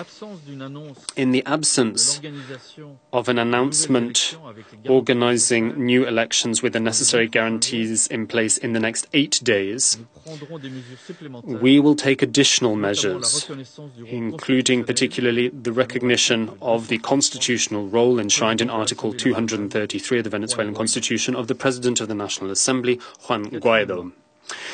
Fourthly, the fundamental rights of the Venezuelan people must be respected. The detention of protesters and the acts of violence meted out against them are a source of serious concern. Belgium calls upon the authorities to put an end to the practice of the arbitrary detention of protesters and of political opponents, and to ensure the respect for and upholding of fundamental rights. The freedom of the press must also be guaranteed. By the same token, we call upon the authorities to take specific and tangible measures to mitigate the impact of the crisis and to facilitate the delivery of humanitarian aid in order to meet the most urgent needs of the people. President, by way of conclusion, we call for all to come together to work towards a non-violent and democratic solution to the crisis. We recall that this crisis can only be resolved through dialogue, and that only dialogue can pave the way to a process of reconciliation. Thank you very much.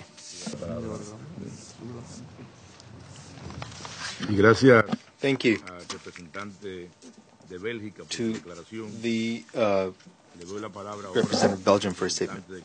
I now give the floor to the representative of Côte d'Ivoire. Thank you, Your Excellency, Minister of Foreign Affairs. My delegation would like to thank Under Secretary General Madame Rosemary DiCarlo for her briefing. We also would like to hail the distinguished ministers who are taking part in this session. Mr. President, my delegation is concerned by the latest developments of the political and institutional crisis that has engulfed Venezuela over the past few years. This crisis, which has been compounded by severe economic difficulties, has provoked a humanitarian crisis and the exodus of over 4 million Venezuelans to neighboring countries. In the face of the seriousness of this situation, my country calls on the international community to mobilize its efforts by implementing all mechanisms envisioned in the United Nations Charter to achieve a peaceful solution to the crisis and mitigate the suffering of the Venezuelan people. On this point, my delegation urges all relevant actors to restraint and to engage on the path of dialogue and negotiation to resolve their differences. We also call on everyone to use all legal and peaceful mechanisms in order to find the best possible solutions to the institutional and political conflict, which has entered a critical phase over the past few days. My country also would like to make an appeal to regional actors to support all peaceful initiatives that could contribute to resolving this crisis. Indeed, the stability of Venezuela is essential, both for its people and for the region as a whole. In this context, the United Nations must play a paramount role by supporting the efforts of the sub-region as part of efforts at preventive diplomacy. Mr. President, to conclude, Côte d'Ivoire reiterates its standing position that only the path of dialogue and a spirit of compromise makes it possible to resolve all differences in a lasting fashion. We appeal to once again, to all the actors of the Venezuelan conflict to overcome their differences and engage in honest negotiations to resolve the crisis. Thank you. Thank you very much to the representative of Côte d'Ivoire for his statement. I will now make a statement in my capacity as the Minister of Foreign Affairs of the Dominican Republic. Gracias. I begin by thanking Ms. Rosemary DiCarlo for her briefing and the information contained therein, information that she has shared with the Security Council on the issue of Venezuela. The Dominican Republic has followed very closely the development of events in Venezuela, a country to which we are tied by historical links. Juan Pablo Duarte lived and died in Venezuela, a fellow struggler for the patriotic cause. Countless citizens of the Dominican Republic have found shelter over the years in Venezuela, and we have received support from this country as a result of its oil wealth. These are facts that have left an unwavering debt of gratitude harbored by the Dominican Republic towards their Venezuelan brothers and sisters. It is for these and for many other reasons that we are tied to this South American country in a unique and special way, and it is for this reason that we wish the very best and brightest of future to Venezuela. I think it worth recalling that the Dominican Republic hosted a process of dialogue between the opposition and the Venezuelan government that took place in 2017 and was revisited in 2018. It is a process supported by various countries in the region. For several months, representatives of the two sectors, the government and the opposition, sought to forge an agreement to resolve the political crisis in Venezuela. Said dialogue did not achieve its desired goal because of the fragmentation of the opposition and because its leaders put their personal interests above national interests. It also failed because the government was inflexible in the granting of the space necessary for the holding of credible and fair open elections. They refused to allow all opposition leaders who wished to take part in those elections to take part. The actions of the government and of the opposition in that dialogue led to a missed opportunity, a valuable opportunity provided by the Dominican Republic that it was hoped would lead to a peaceful, democratic and stable resolution to the crisis. The lack of political will and the inflexibility shown by both sides led to this failure. It is well known and acknowledged both by the government and opposition in Venezuela that the government of the Dominican Republic did its utmost to try and ensure that said dialogue would lead to a lasting solution. We spared no efforts. we had established a framework agreement for the elections that would have allowed for the participation of all political actors, that would have seen international observers, that would have met the standards of democracy, and that would have thus represented an opportunity for the voice of Venezuelans to be heard. There is a need for elections in Venezuela that met the minimum standards of democracy, and if those minimum standards are not met, then such a government is not legitimate. There have been concerns, and well-founded concerns, about the elections that did take place in the absence of such standards in Venezuela. We recognize a core principle of our foreign policy, and that is dialogue is the best mechanism for the peaceful resolution of conflicts and must be pursued at all costs. We have reiterated a Dominican proposal that we submitted in the deliberations of the OAS on the 10th of January. We made it clear that only through dialogue and through the participation of all political stakeholders in Venezuela can we achieve national reconciliation and find the necessary and vital conditions for the holding of a fresh round of elections that will duly reflect the will of the people and will thus peacefully resolve the current crisis racking this country. And we make the point that in order to prepare for the process of transition and for fair and transparent elections, there is a need for assistance and support by the international community to support all the political stakeholders in Venezuela in the process of dialogue that will open the door to the holding of the aforementioned free and fair elections in the swiftest possible time frame. We recommend the support of the United Nations and of other international organizations, support that should be accepted by both sides in this process. There can be no shadow of a doubt that the situation in Venezuela has deteriorated and has reached a point of serious concern. It is a crisis that does duly threaten stability and has led to the emigration of millions of Venezuelans, creating several problems for many Latin American countries. But first and foremost, those who are suffering the most are the Venezuelan people. They are the victim of a worrying shortage of basic goods, including medicine, and they also live in ever-growing insecurity. Their human rights are threatened, and they must instead be upheld. And the international community, therefore, has been pulled into a drama that is not of its own making. The Dominican Republic is seeking a peaceful outcome to the crisis in Venezuela. It must be democratic and peaceful and must be based on consensus. But what is vital in all of this is that the rules of the game are respected. When I say rules of the game that represent a genuine democracy.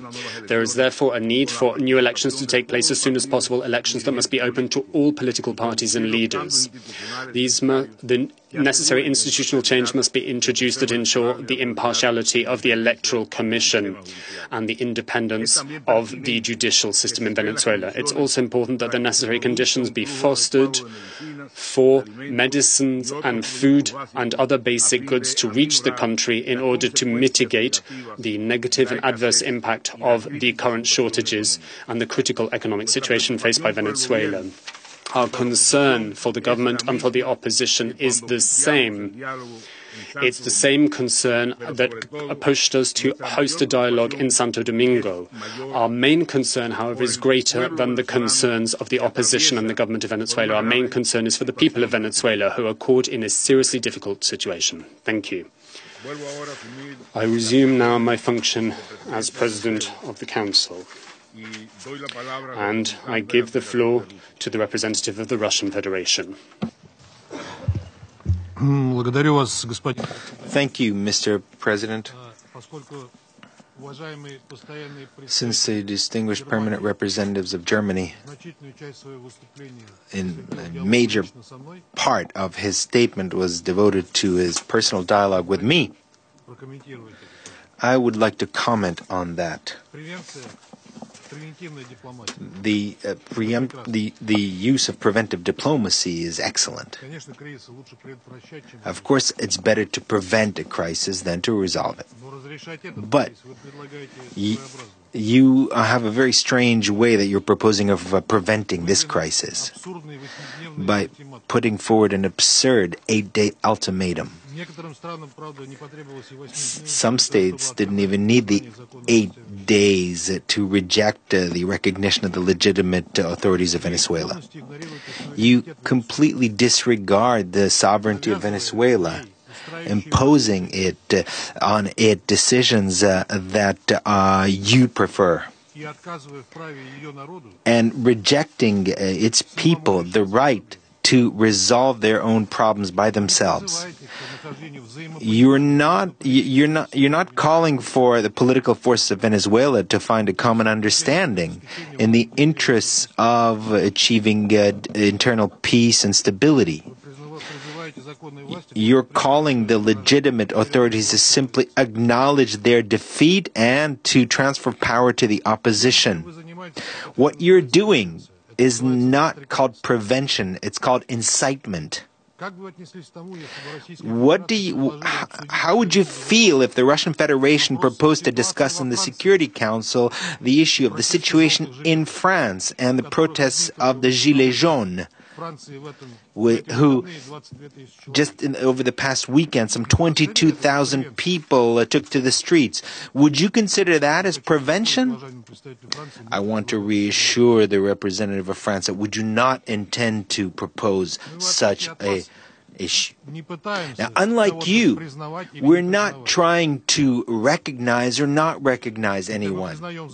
Although we recognize the legitimate authorities of Venezuela, we call on A, respect the legitimate authority. B, not to interfere into the domestic affairs of a country. C, not to impose on Venezuela solutions from outside, rather to help them resolve their problems peacefully themselves. Thank you.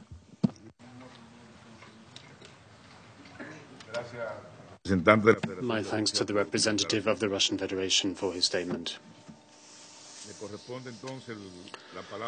I now give the floor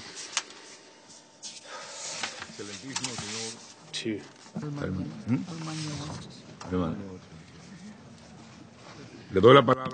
I beg your pardon, I give the floor to the representative of Germany. I don't want to prolong this. I just want to respond to my Russian colleague that, again, unfortunately, in his intervention, he didn't respond to anything to what I said with regard to the serious violation of human rights. He didn't respond. He mentioned 22,000 French demonstrators, but not the over 3.3 million people from Venezuela who fled their country because of the situation in that country. Thank you. I thank the representative of Germany for his statement. I now give the floor to His Excellency Mr. Jorge Arreaza, Minister of the People's Power for Foreign Affairs of the Bolivarian Republic of Venezuela. Thank you very much, Mr. President. At last, we have a chance to speak. We have a written text, but before that, I wanted to share some thoughts with you. Indeed, we can even thank Mr. Mike Pompeo because in the face of the failure at the Organization of American States on the 24th of January, they didn't have enough weight to impose a resolution. Well, they convened a meeting of the Security Council. In fact, President Maduro, thought of appealing to this body, not only to debate not only the case of Venezuela, but rather the blatant and gross intervention and mechanisms of interference by the United States in our country. And we want to say that this opportunity, in this case, the United States is not behind the coup d'etat.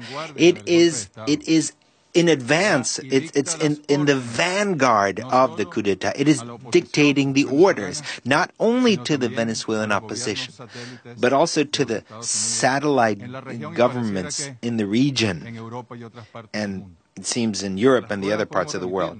As proof, we have tweets here from social media. We have appeals, calls to the security forces, to the Bolivarian National Army to take position against the legitimate authorities, against the constitutional government of President Maduro, by Secretary of State Pompeo and by Vice President Pence. It was on the 22nd where Vice President Pence, basically in a tweet, gave a green light for a coup d'etat in Venezuela. And as Undersecretary General said, interim president self-proclaimed him as president. No, there was no ceremony. It was self-proclamation by a member of parliament at a public rally, at a peaceful public rally, one of many that there have been over the past years. So I ask you, if we look at the Constitution of the Bolivarian Republic of Venezuela,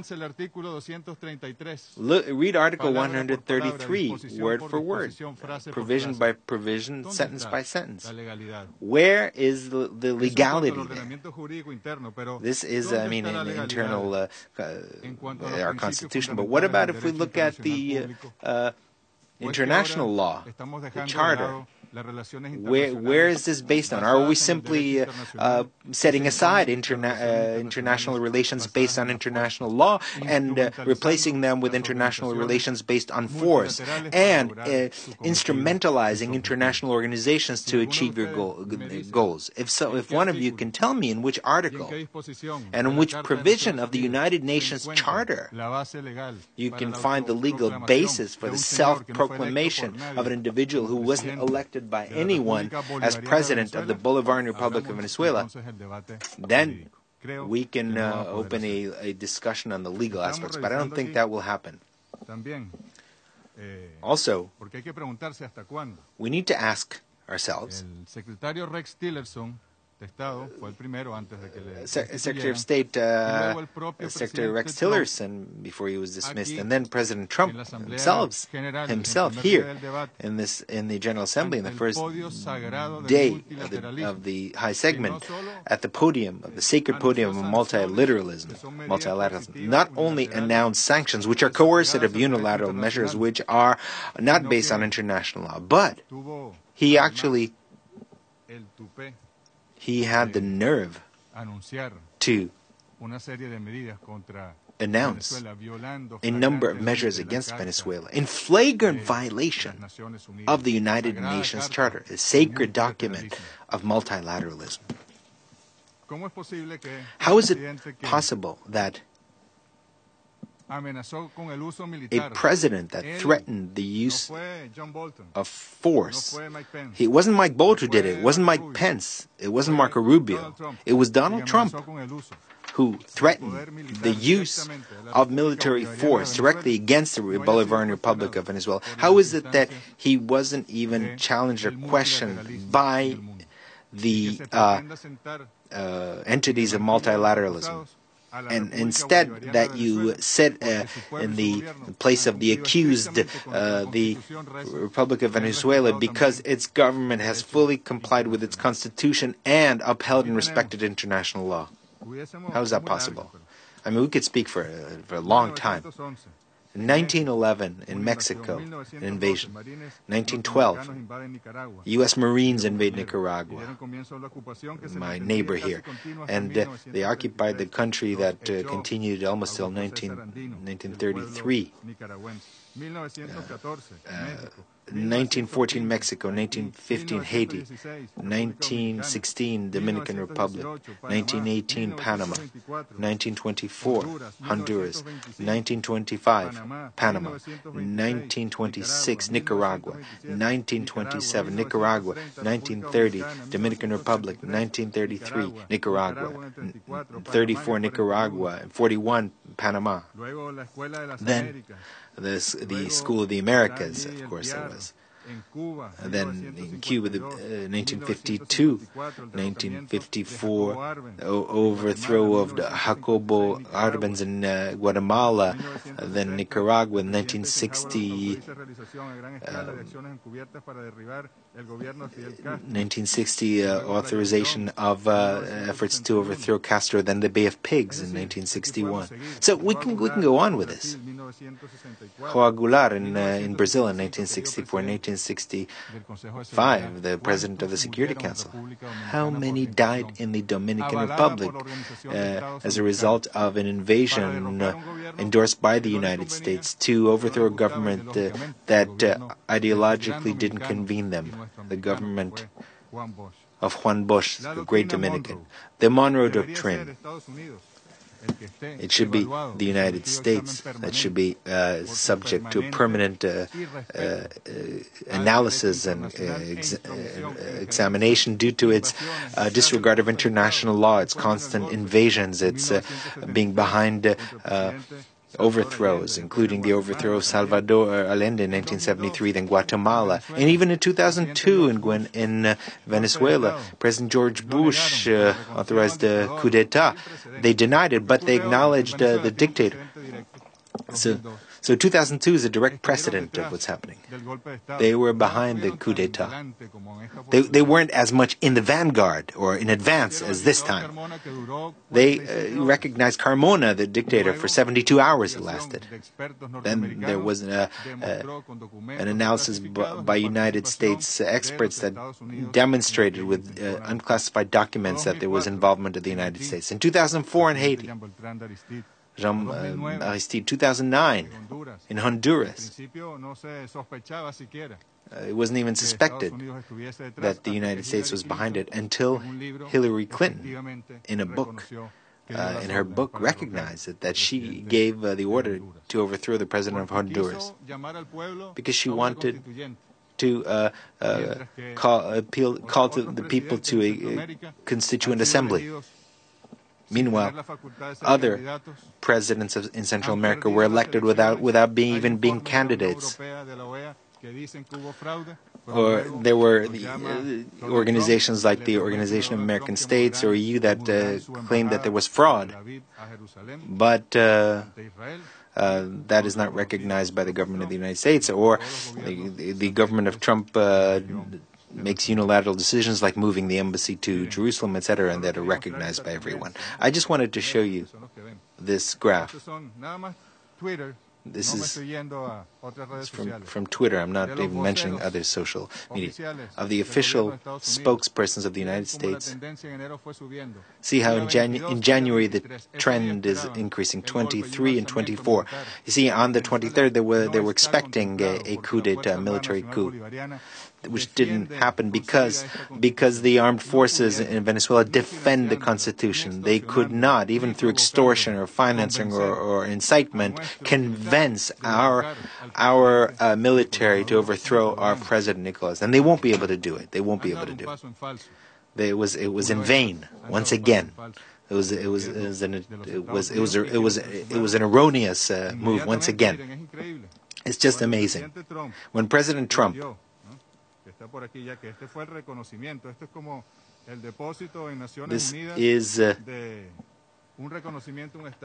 this is a recognition of a state. When President Trump tweeted that he recognized a member of parliament as a dictator of Venezuela, immediately Colombia, Chile, Argentina, Guatemala, etc., everyone followed suit. So they were waiting for the order.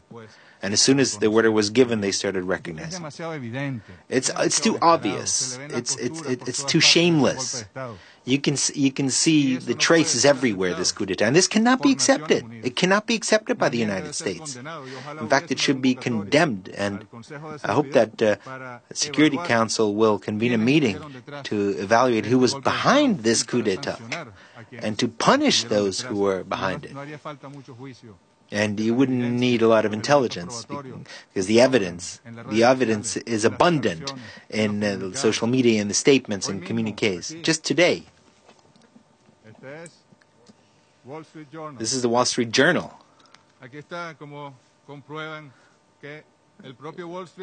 Even the Wall Street Journal, as last year the New York Times did as well in September, that demonstrated that there were meetings of supposed Venezuelan officers who were going to overthrow Maduro, meetings with officials from the United States in Washington. It wasn't. It was the New York Times. It wasn't the Cuban intelligence or Venezuelan intelligence that reported this. It was the New York Times. Today it's the Wall Street Journal. So that was the Associated Press, which is also United States, today very clearly issued a report that this member of parliament traveled to the United States and other countries in the region for secret meetings. It was a clear strategy, but not a very well executed one. It was. Of course, we understand that the satellite governments in the region, based on business interests, follow this, but not the truly dignified governments, including in the Caribbean, who have not ceded to the pressure of the United States and who have not allowed themselves to be extortionated, have not ceded to extortion, they have stood firm. It's easy to understand that satellite governments in Latin America, that they could give in this way. But in Europe, to simply become lackeys to follow the United States, but not just the United States, the government of Donald Trump to be in step. Europe is giving us 8 days. 8 days. Where do you get that you have the power to establish a deadline or an ultimatum to a sovereign people? Where do you get this? I mean, it's almost childlike. Who elected Pedro Sanchez?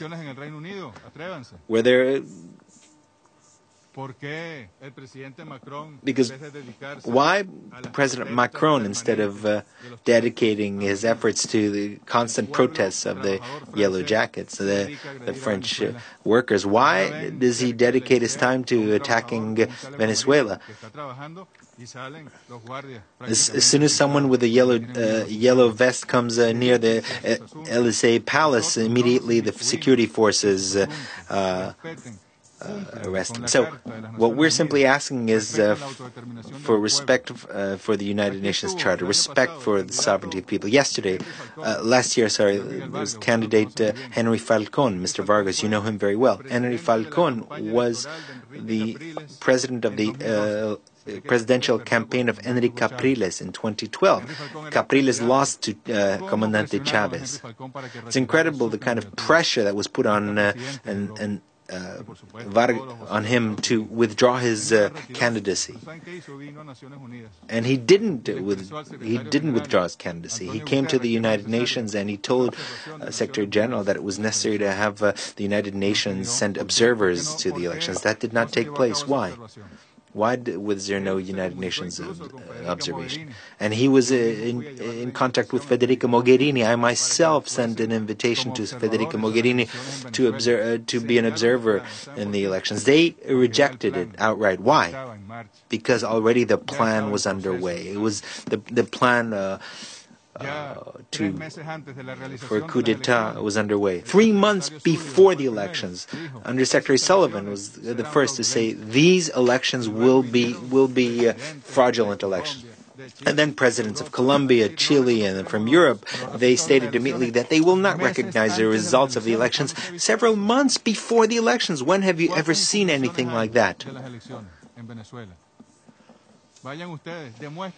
Show me, demonstrate that there was fraud, that there was the one fraudulent vote.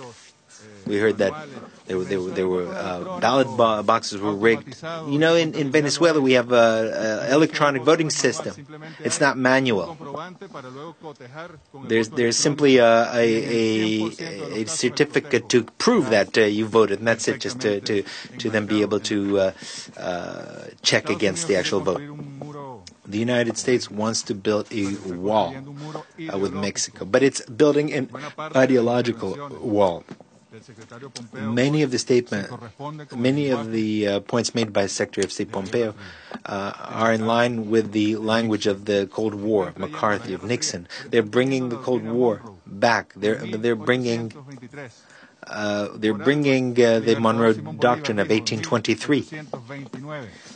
Bolivar said in 1929 that the United States, which appeared destined by fate to impose misery on Latin America, he predicted that, in fact, and that is what the United States has done. Do you know? Since the beginning of these unilateral and coercive measures that are in breach of international law in Venezuela, in 2017 until December of last year, 2018, you know what the cost has been? $23 billion. This is due to the blockade and to the persecution, to undermining our resources. Would the Venezuelan economy be in the state if it had these resources? $20 million were offered through the OAS, but then they were taken away. The ambassador of Belgium, $1.2 billion are frozen in Belgium. We can't conduct any banking transactions. Anything that goes through New York or London cannot take place. The money is returned. This is what's being done against the Venezuelan people.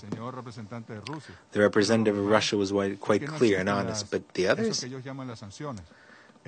there's no such thing as there's no blockade, they said. There's been 18 or 19 rounds of sanctions, but there's no blockade.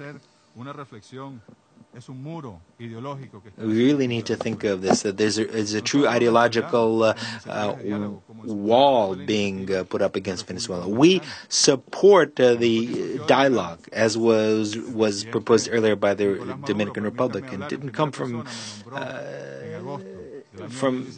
scratch. I was appointed in August as foreign minister, and 2 days later, I met in the house of Miguel Vargas, and then 2 days later with Daniel Medina, and I tried to get in touch with the opposition. I tried to bring together the opposition and President Maduro. And what happened? We reached an agreement. There's a document that is in some archive of the presidency of the Dominican Republic where there was a preliminary agreement. And when we were supposed to go and sign the agreement, President Daniel Medina and former Prime Minister Zapatero were made to look like fools. They were made to look like fools and their supporters in Venezuela. They didn't sign that agreement. And strangely enough, Rex Tillerson was in Bogota at the time, and it's said from reliable sources that he received a call from the head of the Venezuelan delegation who has taken refuge abroad. I received a call telling him not to sign and to complicate the situation even further. This is the truth. This is what actually happened. Furthermore, allow me to say that without any basis of facts, it was stated here. There are a lot of lies that have been stated here. But you can ask the International Monetary Fund on the information that Venezuela has provided and whether these figures are anywhere close to the inflation numbers that you heard here. Ask the director of the International Monetary Fund. Be a bit more rigorous in your investigation in discussing this in this authoritative international body, which is essential for the future of humankind. But also, these 3 million migrants. Yes, there is a problem with migration. It's new, Minister from Colombia.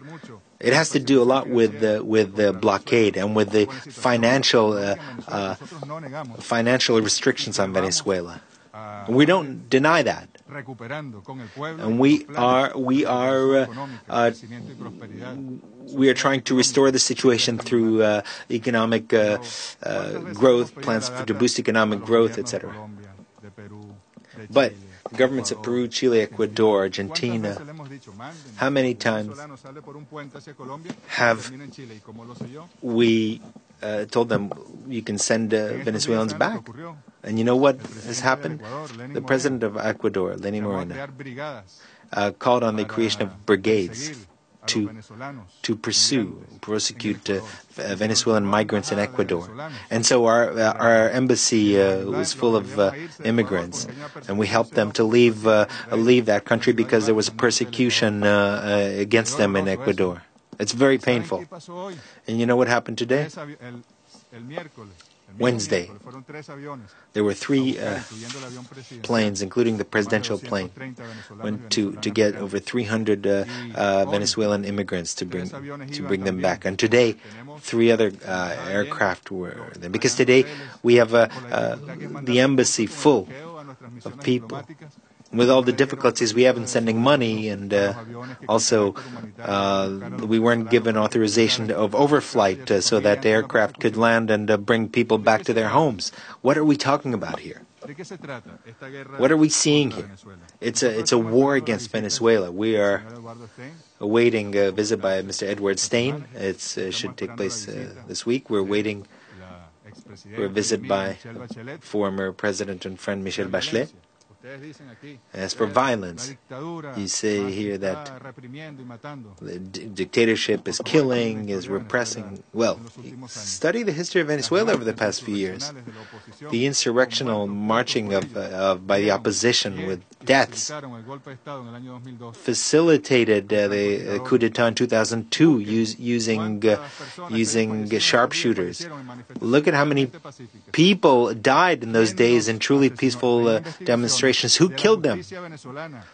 The Venezuelan justice, the judiciary, and the prosecutor are investigating this. And they have the sovereign authority. They don't need the intervention of any independent body. And we will tell you the truth on every death, because you who sponsored the coup d'etat on the 23rd of January are fostering a bloodshed. You tried to promote bloodshed on the 23rd. That didn't happen. It didn't happen.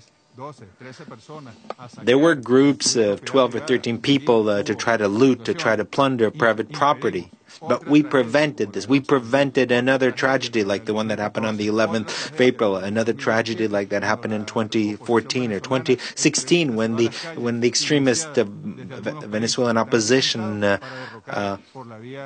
took to the streets to try to overthrow, to try to use force against, at the time was President Chavez and then President Maduro. We support the initiatives of dialogue just as we supported the initiative of Dominican Republic. We support Mexico, Uruguay, CARICOM, all those who have sought to bring Venezuelans together and reach an agreement, to find our own way out without any imposed solution, without anyone establishing ultimatums. The decisions that will be taken by the Venezuelans themselves, the opposition and the government sitting together.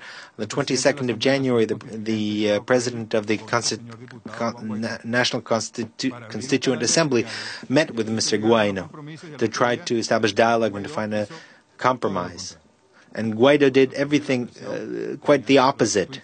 And of course, I understand he was under pressure. There were tweets from Trump, from Pence. What do you want to do? Do you want to trigger a civil war in Venezuela? You won't do it. Sometimes U.S. presidents call for war when they are facing problems, domestic problems. Well, you see, President Trump is already regrets saying that things will improve. If you recall what happened with Saddam Hussein or with Gaddafi, in spite of all assurances, they were killed. But the United States is withdrawing forces from Syria. Well, they're going to try to start a new war in Latin America and Venezuela. We're not going to give them that satisfaction. Peace and stability and understanding will prevail in Venezuela in spite of all the efforts of the countries present here who are trying to trigger a war, incite a war. I also want to tell you that this deadline that Europe has trying to give us. We recall Bolivar back in 1818, the first time he had an argument with the United States. If you recall, the United States did not support the fight for freedom of our countries.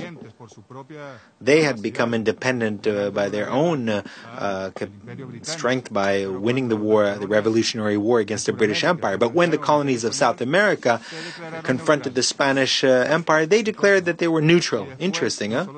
And then afterwards, not only did they declare that they were neutral, but they actually clandestinely helped the royalists. And in Venezuela, they went against the President Bolivar at the time, and they sent ships with ammunition, ships that were detained, and at the time.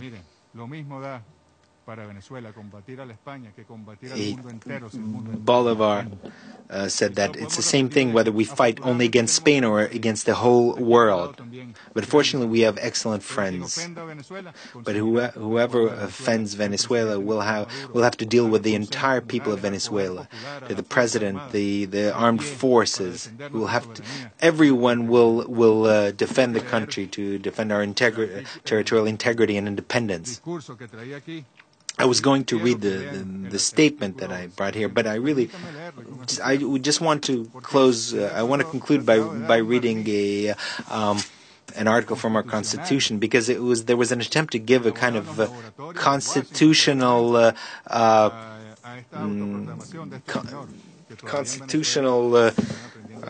varnish to this whole operation that was designed in the laboratories of the United States. But I want to read Article 133 of the Constitution.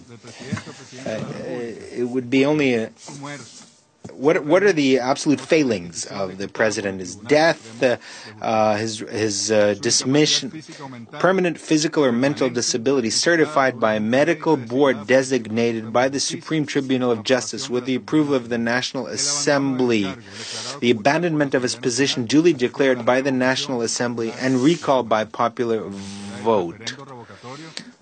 And there's a referendum if at the midterm, at the middle of a term, there's a vote if the people are unhappy. Now, when there is serious failings, this would. When an elected president becomes permanently unavailable to serve prior to his inauguration, a new election by universal suffrage and direct ballot shall be held within 30 consecutive days pending election and inauguration of the new president. The president of the National Assembly shall take charge of the presidency of the Republic. But there was no election. There are 5 branches, all legitimate.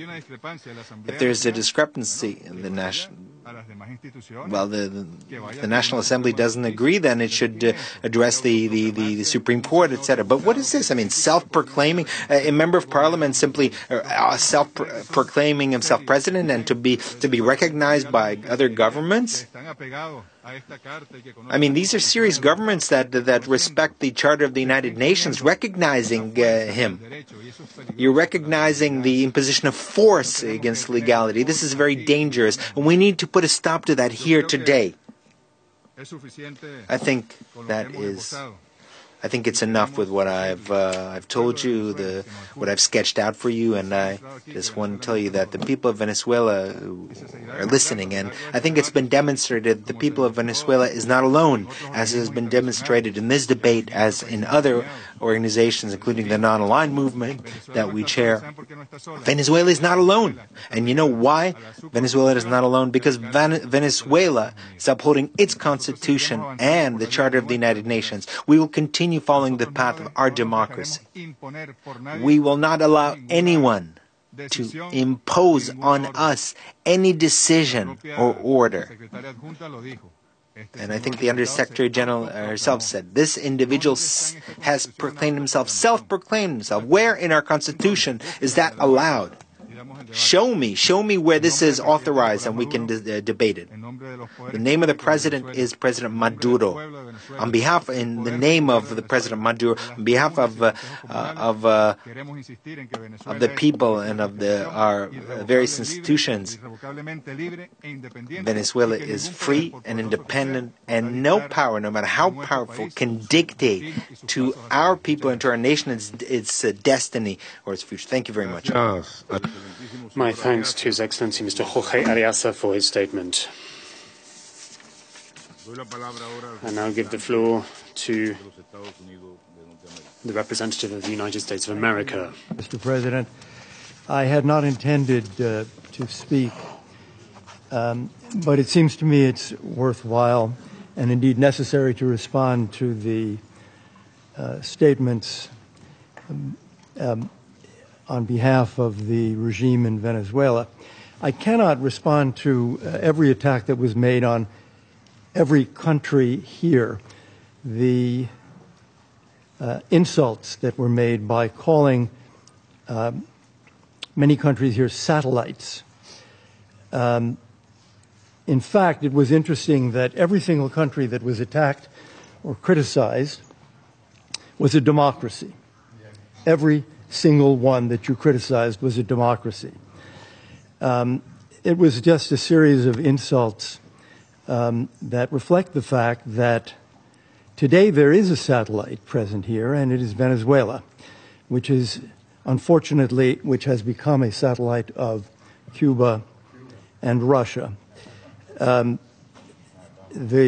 regime is hiding behind, and its spokesman is hiding behind the laws and constitution of Venezuela while imprisoning opponents, preventing free elections, and killing Democrats like Fernando Albán. This is not about foreign intervention in Venezuela. It is not an attempt to impose a result on the Venezuelan people. Democracy never needs to be imposed. It is tyranny that has to be imposed. This discussion in the Council is about the right of the Venezuelan people to direct their own internal affairs and choose the future of their own country democratically. Thank you. My thanks to the representative of the United States of America. I give the floor now to the representative of the Russian Federation. Thank you, Mr. President. Well, I wasn't going to speak either once again, but the response by the representative of the United States, and I'd like to know who the representative of the United States represents, by the way. His response has forced me to do this. And just for information, I want to tell you that in Russia, unlike in the United States, Russia has no satellites. Venezuela is not a satellite of Russia. Cuba is not our satellite state. We don't even use that kind of terminology in our understanding. It doesn't even exist, or in our foreign policy or diplomacy. Perhaps I will surprise you, distinguished representative of the United States, but when we discuss certain issues in the Security Council, we never try to force any country to behave as we wish it to behave, as we need it, as it is in our interest for it to behave. We always respect the sovereignty of any country, whether it's a member of the Security Council, or whether it speaks in this room. We always respect its own opinions, its own policy. If that policy or those views correspond to our policy, then we're happy. If not, we basically respect that any member of the Council or any member of the UN can have their own views, their own positions. It is their sovereign right to have their own foreign policy. But unfortunately, we know many episodes when the country that you represent not only uses its satellite states to promote its own interests, but in fact forces them to be in lockstep with you.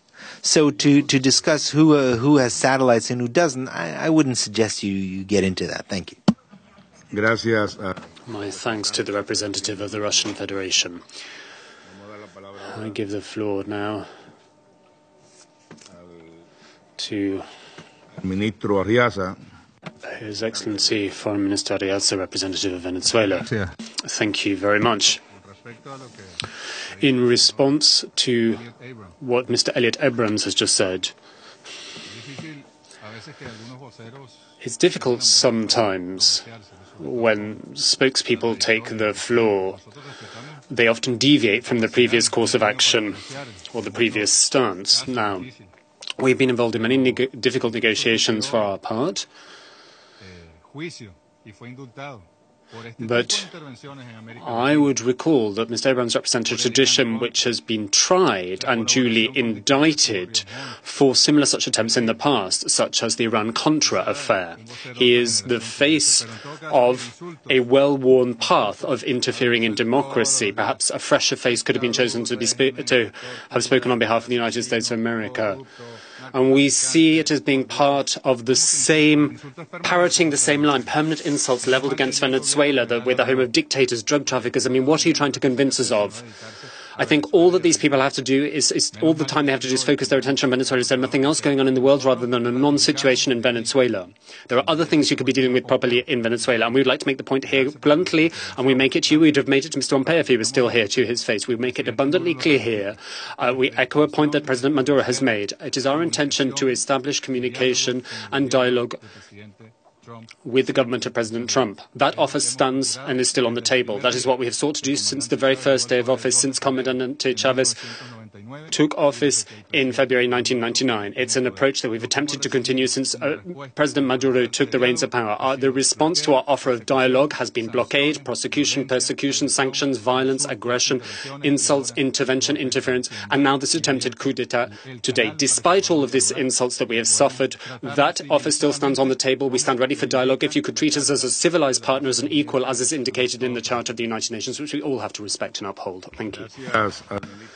My thanks to Minister Arriaza for his statement, says the President. I give the floor now to His Excellency Mr. Carlos Holmes Trujillo, Minister for Foreign Affairs of Colombia. Thank you very much, President. And I would like to welcome those senior officials who have participated in this meeting this morning, and I'd also like to convey my gratitude for the briefing that we heard from Undersecretary General Di Carlo. President, thank you first and foremost for having convened this meeting of the Security Council to address the situation in the Bolivarian Republic of Venezuela. Allow me to begin my statement by commending the process seeking to put an end to the usurpation of power and to ensure transition and restoration of constitutional order, which, under the leadership of interim President Juan Guaidó and the support of the National Assembly, and with the impressive determination of the democratic political forces of the nation, and with the broad and vocal grassroots support, is a process that is developing in our brother country in a new state of affairs that began on the 23rd of January, a new dawn. Colombia requested the use of the floor at this meeting of the Security Council to add to the just and reasonable calls of the Venezuelan people and to express our staunch and resolute support to the interim president of Venezuela, Juan Guaidó, and our staunch and resolute support for the legislative prerogatives and powers of the National Assembly, which was duly elected on the 6th of December 2015. We are acting, therefore, in compliance with the responsibilities that we bear as members of the Organization of American States, as a member of the United Nations, and as a signatory to the Inter-American Democratic Charter.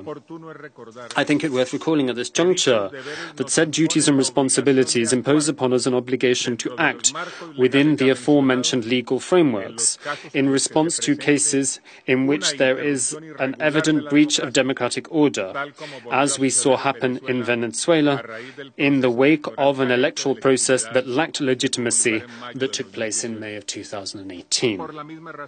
Spurred by that same reason, Colombia, together with other democratic states in the hemisphere, and acting within the framework of the Lima Group, is guided by the political decision and the unwavering commitment of the government presided over by Dr. Iván Duque Márquez, the political decision and firm commitment, that is, of supporting and fostering conditions that would allow our brother people people in Venezuela to once again enjoy democracy and peace.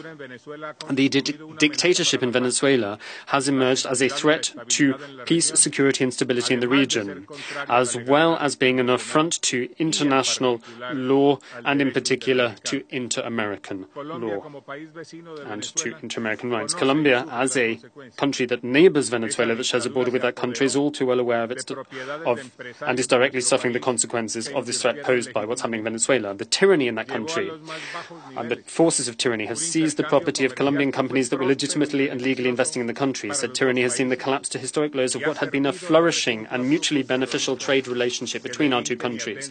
And said tyranny has also given safe haven to terrorist groups that prey upon and attack the lives and goods, the security and the tranquility and well-being of citizens in Colombia. So glaringly apparent are the disastrous consequences of the abuses of the economy, policies and society by the dictatorship, that they have triggered the exodus of more than 3.5 million people who have had to abandon in despair their homes in the quest for peace and opportunity. Colombia has welcomed, guided by a sense of responsibility, solidarity and humanitarian feeling, more than 1 million migrants streaming into our country from Venezuela, and we have done so despite our limited capacity and resources. We will, as a result, continue to participate actively in the finding and forging of a regional and global response to adequately address this migration crisis. What moves us in humanitarian terms in the current circumstances is our desire to ensure that, despite the fact that the doors were slammed shut by the dictatorship, that despite that action of the dictatorship, thanks to one of the first decisions of interim President Juan Guaido, we can work to ensure that aid reaches those in need. And that is one of our key humanitarian aims. The international democratic community bears a moral and political responsibility to take diplomatic and political action without hesitation or delay to support the efforts of a people which are crying out for freedom and prosperity. Once President Ivan Duque said that what destroys Venezuela will take Colombia down with it, and what builds up Venezuela will lift Colombia up too. What Colombia is therefore asking in coming to this historic session of the United Nations Security Council, and we ask with due respect but with urgency, what we are asking is for the international community to support the process that will put an end to the usurpation of power and will support the subsequent transition and holding of free, transparent elections that are underpinned by all necessary guarantees, a process to be led by interim President Juan Guaido. Colombia has come to the Security Council to request support for its own rejection of the false claims that have been wielded to delay action, to play for time, and to prolong the suffering of the Venezuelan people. Colombia has come to you respectfully to request support for the delivery of humanitarian aid to Venezuela. Colombia has come here to the Security Council to ask the international community to demand that the life and well-being of Juan Guaido is upheld, and not just that he is protected, but also the members of the National Assembly and all those who fight for democracy. And indeed, we have come to call for the international community's support for all those Venezuelans who are sparing no effort to build a better future. We have come here to ask more members of the international community rally to the call made by several countries who have submitted a request to the prosecutor of the International Criminal Court calling upon that body to investigate the serious events that have taken place in Venezuela. We have come to request support for measures to ensure protection for the assets and goods confiscated by the dictatorship or lost to corruption. Colombia has come to request political support that we seek from all corners of the world, support for actions that have already begun to restore heart to a people that are beginning to see the glimmerings of hope for the future. Colombia has come before you all to request support for the decision to make headway towards transparent, safe and secure elections in which our Venezuelan brothers and sisters can freely choose for themselves what is the stripe of government that they wish to have. Thank you very much. My thanks to His Excellency Mr. Holmes Trujillo for his statement. I now give the floor to the representative of Nicaragua, Mr. Paul Oquist Kelly. Thank you very much, Mr. President. Nicaragua is participating in this meeting of the Security Council to reaffirm our commitment to peace, and to reiterate our solidarity with the government and people of the Bolivarian Republic of Venezuela and its legitimately elected president, our brother Nicolas Maduro Moros. The government and the people of Nicaragua consider that Venezuela does in no way represent a threat to international peace and security. For this reason, we strongly urge and demand that the sovereign decisions of the Venezuelan people be respected. The Venezuelan people have already exercised their sovereign right by electing our brother Nicolas Maduro as their legitimate constitutional president, and not in one, but rather in two consecutive elections. It is necessary to remember and share with the international community that the former President of the United States, Mr. Jimmy Carter, has described Venezuela's electoral system as the best in the world.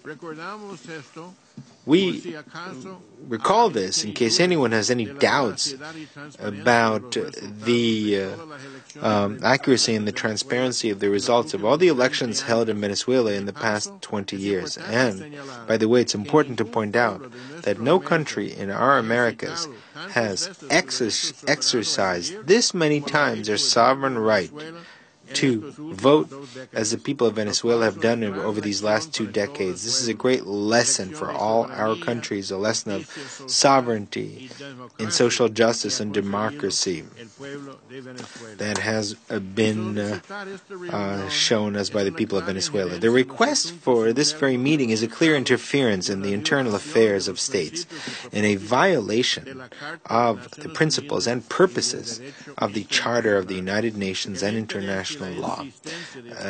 The insistence of the United States to include the subject of Venezuela on the agenda of this Council is another form of interventionist policy in its internal affairs. Its clear objective is to impose a change of government and to replace, through a coup d'etat, the constitutional legitimate government of President Nicolas Maduro. These actions do not contribute to a political and peaceful solution, a solution that belongs only to the Venezuelan people, who are the only ones that can exercise their rights to sovereignty and self-determination within the framework of their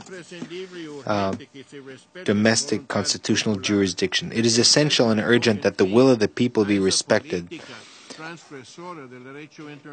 The United States must cease and desist from contravening international law. And there should be a cessation of hostile actions, as well as the end of all unilateral coercive economic measures. These threaten economic development and hinder the achievement of the Sustainable Development Goals and the 2030 Agenda, thus violating the human rights of the entire Venezuelan people. Now, what characterizes the situation in Venezuela today are the brazen and concrete attempts to destroy the achievements in health, education, housing, poverty reduction, hunger, that with much effort, the Bolivarian Revolution, guided by the eternal commander Hugo Chavez Frias, has accomplished. Nothing should hinder the zone of peace of Latin America and the Caribbean, proclaimed in 2014 by our heads of states and governments of CELAC. Therefore, any threat or action of military aggression is unacceptable and should be condemned. Our commander, President Daniel Ortega Saavedra, summarizes very well what is happening in our sister nation. I quote him: "When they start hostilities in these times against the peoples and nations like Venezuela, they are launching an openly interventionist policy. What we're seeing is an action, an attitude of arrogance, of disdain for international law by a power that cannot, as history has shown, cannot coexist or cohabit with international law. At the moment that power wishes, it disregards international law, including the resolutions of the United Nations Security Council, and it places unilateral actions above those decisions because that power decides to do so due to the force and the power that nation has. End of quote.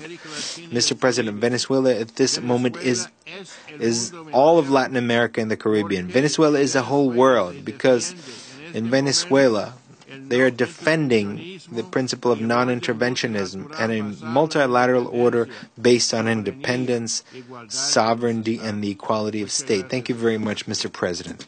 Gracias. Thank you, Your Excellency, Mr. Kelly, for your statement.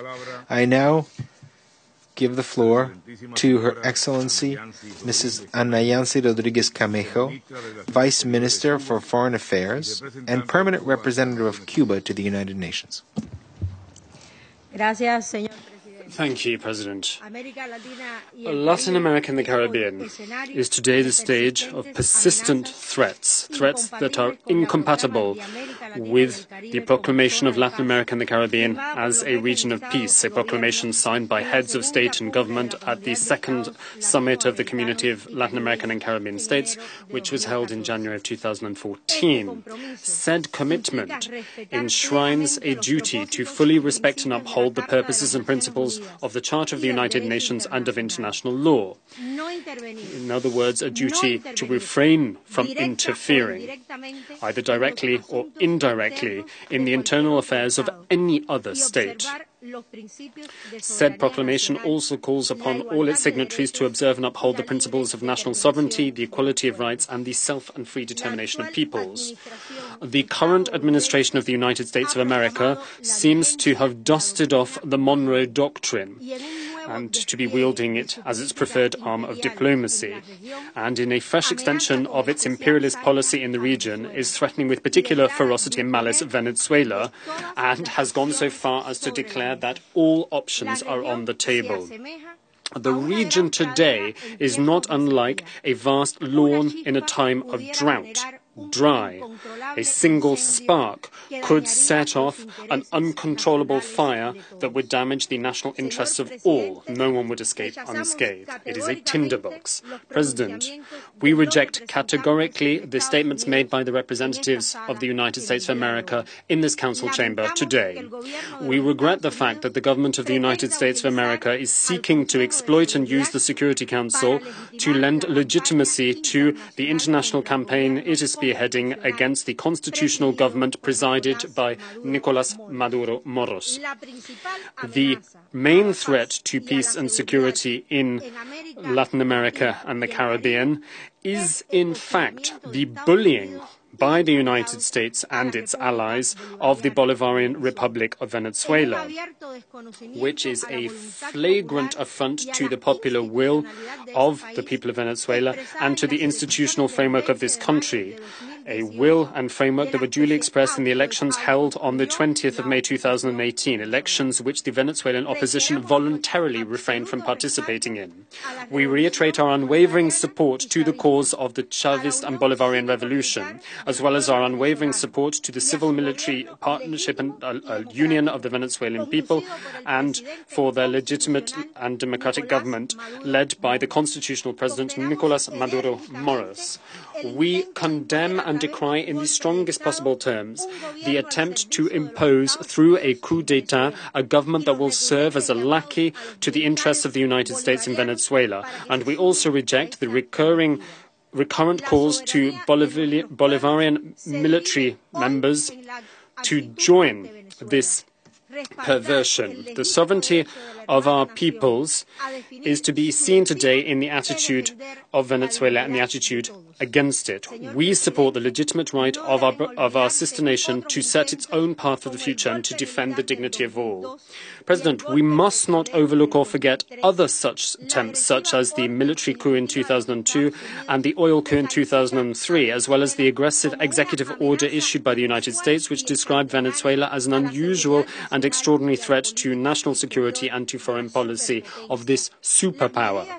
We must also recall the unilateral coercive measures, the call for a military coup d'etat to topple the constitutional government of Venezuela, the warning of the President of the United States that the use of military might was a possible option, and the attempt to assassinate President Maduro that took place on the 4th of August, the attempted assassination of a duly and legitimately elected head of state. President, the acts of a group of countries and the shameful role played by the OAS constitute a new and indeed desperate attempt to apply what is a broken and worthless policy of regime change, a policy which has been frustrated time and again by the unbreakable resistance of the Venezuelan people and their determination to defend their national sovereignty. We reiterate our own unshakable respect for the purposes and principles of the Charter of the United Nations and of international law, our full and unwavering support for the sovereignty and territorial integrity of states and the need to respect same. We reiterate our full and unwavering support for the principles of the non-use or non-threat of use of force in international relations and the non-interference in the domestic affairs of states. The sovereign will of the people of Venezuela will prevail over this attempt at an imperialist intervention. History, in turn, will judge those who have fueled and sought to push a coup d'etat that would usurp the legitimate authorities. Thank you very much. My thanks to Her Excellency Ms. Rodriguez, and I now give the floor to the representative of St. Vincent and the Grenadines.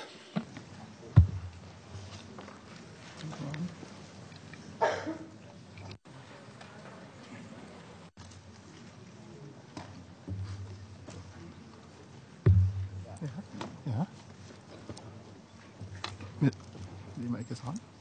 Oh, okay. Mr. President, thank you very much. Excellencies, distinguished members of the Security Council. At the outset, permit me the opportunity to convey appreciation to Mrs. Rosemary DiCarlo, Under Secretary General for the Department of Political Affairs and Peace Building, for the briefing on the situation in the Bolivarian Republic of Venezuela. St. Vincent and the Grenadines has been monitoring very closely the recent developments in the Bolivarian Republic of Venezuela at the bilateral and multilateral levels. Unlike many countries, we too are deeply concerned and apprehensive about the events unfolding in our neighboring Caribbean country. Let it be abundantly clear that St. Vincent and the Grenadines adheres to and upholds the fundamental principles of non-interference and non-intervention in the affairs of states, respect for sovereignty, adherence to the rule of law, and respect for human rights and democracy as enshrined in the Charter of the United Nations. Cognizant of the complexity of the long-standing political crisis in Venezuela, exacerbated by recent events, we stress the need for meaningful dialogue among all stakeholders in the country to de-escalate the contentious and conflictive situation. Mr. President, we are undoubtedly living in an unpredictable era and must categorically reject all attempts to aggravate dangerous situations or engender change of democratically elected leaders through impositions, interventions, interferences that veer away from the basis of lasting peace and security. In the history of Latin America and the Caribbean, the imposition of the mighty against the meek is far too well known. The history of Latin America and the Caribbean is indelibly scarred by military interventions and imposition of dictator governments. That egregious history and the need to triumph over its lingering remnants drives the countries in the hemisphere to be viscerally abhorrent to any semblance of its re-emergence.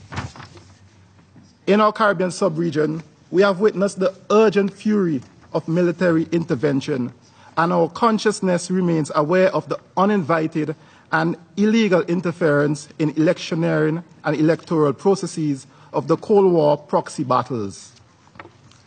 Let us not lose sight of the forest for the trees and be mindful that the region of Latin America and the Caribbean remains a zone of peace, as proclaimed by heads of state and government of the Community of Latin America and the Caribbean States in 2014. Let Venezuela not relive the systematic act of terror and attempted coup d'etat that created bloodshed in the streets of Caracas of April 11, 2002.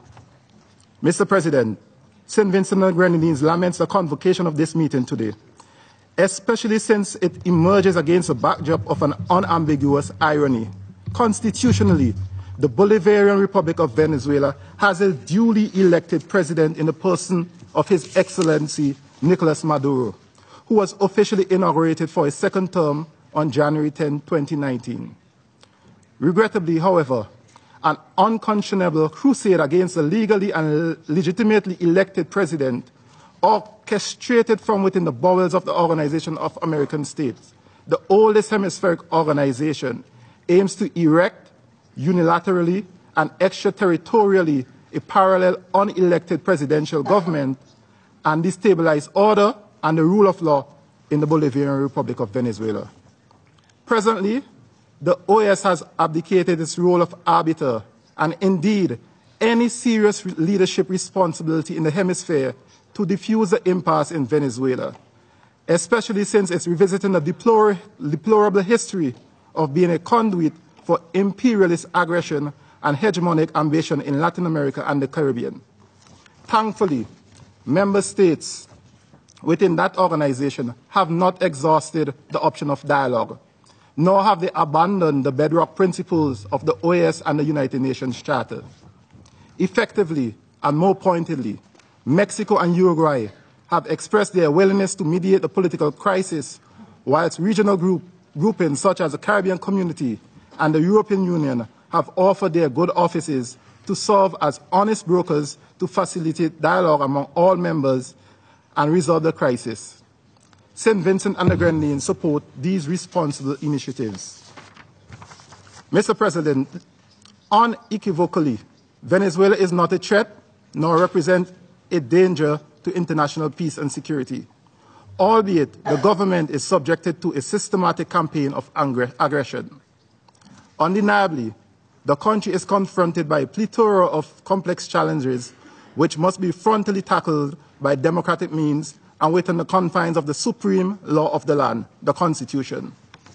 As always, St. Vincent and the Grenadines stands ready to constructively assist our beloved brothers and sisters in the Bolivarian Republic of Venezuela and bring about a rapprochement between the contending forces. We must not foreclose on dialogue, as it is essential in multilateral diplomacy. History teaches us that the rejection of dialogue is often the precursor to unilateralism and war, an option that we cannot countenance in our zone of peace. Let us be guided by the central tenets of this organization and its charter. I thank you, Mr. President. My thanks to the representative of St. Vincent and the Grenadines, and I give the floor to the representative of Canada. Mr. President, honorable ministers, excellencies, Canada welcomes the opportunity to discuss Venezuela at the United Nations Security Council. Given the severity of the worsening crisis and its grave impacts on the people of Venezuela and on the security and stability of the region, our discussion today is essential. Together with many democratic countries around the world, including most countries of the Americas and the OAS, we have firmly rejected Nicolás Maduro's illegitimate claim to power. The presidential election in May 2018 were not free and fair. In fact, they were fraudulent. As such, the Maduro regime has no authority to govern Venezuela. Canada stands by the democratically elected National Assembly and Venezuela's constitutional order. Canada reiterates its full support to Juan Guaido President of the National Assembly, as the interim President of Venezuela. We support his commitment to lead Venezuela to free and fair presidential elections. We invite the international community to support his efforts to respect Venezuela's constitution and democratic institutions. Canada watched this week as thousands of Venezuelans took to the streets in a powerful and peaceful demonstration of their commitment to democracy. We have faith that the durable solution to the crisis in Venezuela will be achieved through the leadership and courage of the Venezuelan people.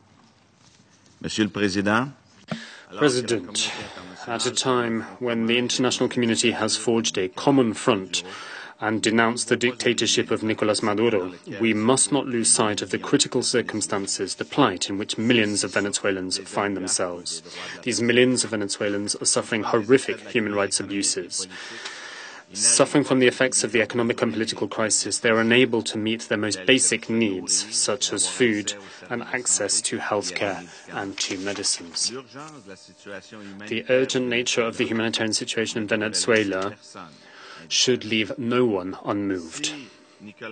If Nicolas Maduro is prepared to turn a deaf ear to the calls of the Lima Group and the international community, perhaps he might pay heed instead to the more than 3 million Venezuelans who have fled their homeland in the quest for a better life. They have often fled simply to survive, a choice between survival and death. This exodus is already the largest in the modern history of the region. Many of those who have fled are transiting or residing in neighboring countries who have shown overwhelming and humbling generosity to their Venezuelan brothers and sisters. Canada stands in solidarity with and expresses its gratitude and support to each of those countries which have given safe haven to Venezuelans. They have been forced to provide a home in short order to, in some cases, hundreds of thousands of Venezuelans. If this situation persists, we estimate that there will be 5.3 million refugees and migrants from Venezuela by the end of this year. This situation is a serious threat to stability and security in the region. How can there be any doubt that an actual movement of more than 3 million refugees and potentially 5.3 million soon does not constitute a threat to regional security? In the face of this catastrophe, we, as the international community, must stand in solidarity with the democratically elected National Assembly, with Interim President Juan Guaido, and with the Venezuelan people in pursuit of a peaceful resolution to the current crisis. It is with this goal in mind that Canada has taken concrete action, such as imposing targeted sanctions on 70 regime officials, and along with Argentina, Chile, Colombia, Paraguay, and Peru, referred the situation in Venezuela to the International Criminal Court. Canada is pleased to host the next meeting of the Lima Group in Ottawa. Canada stands proudly with Venezuelans. We commend their courage and reiterate our own unwavering commitment to the universal principles of democracy, rule of law, and human rights. Thank you, Mr. President. My thanks to the representative of Canada for his statement, and I now give the floor to the representative of the plurinational state of Bolivia. President, I would like, as my first order of business, to congratulate you for the way in which you've been so ably steering this meeting of the Security Council. My delegation decided to take part in today's meeting, spurred by our adherence to international law and to the principles of the self-determination of peoples, as well as our respect for the principle of sovereignty. We'd like to begin by expressing publicly our solidarity with the government of President Nicolas Maduro and with the people of Venezuela. We would also like to underscore a point that's been raised discussed in this room previously that my region, the region of Latin America and the Caribbean, has proclaimed itself a region of peace. We are taking the floor to reiterate and to express our alarm at the fact that today's session of the Security Council was called in the first place. This is a body called upon to monitor and assess issues related to threats to international peace and security, and Venezuela in no way represents a threat either to the region nor to the world. Quite the contrary. As has been made abundantly clear this morning in this very chamber, the aggression that Venezuela suffers under, that constitutes a threat to international peace and security, that aggression and bullying. The members of the Security Council, and in particular the permanent members of this body, bear a responsibility to avoid the political or ideological exploitation of this body. And for this reason, we believe that it is highly inappropriate that the Security Council has sought to address and draw attention to the internal affairs of a member state of the United Nations.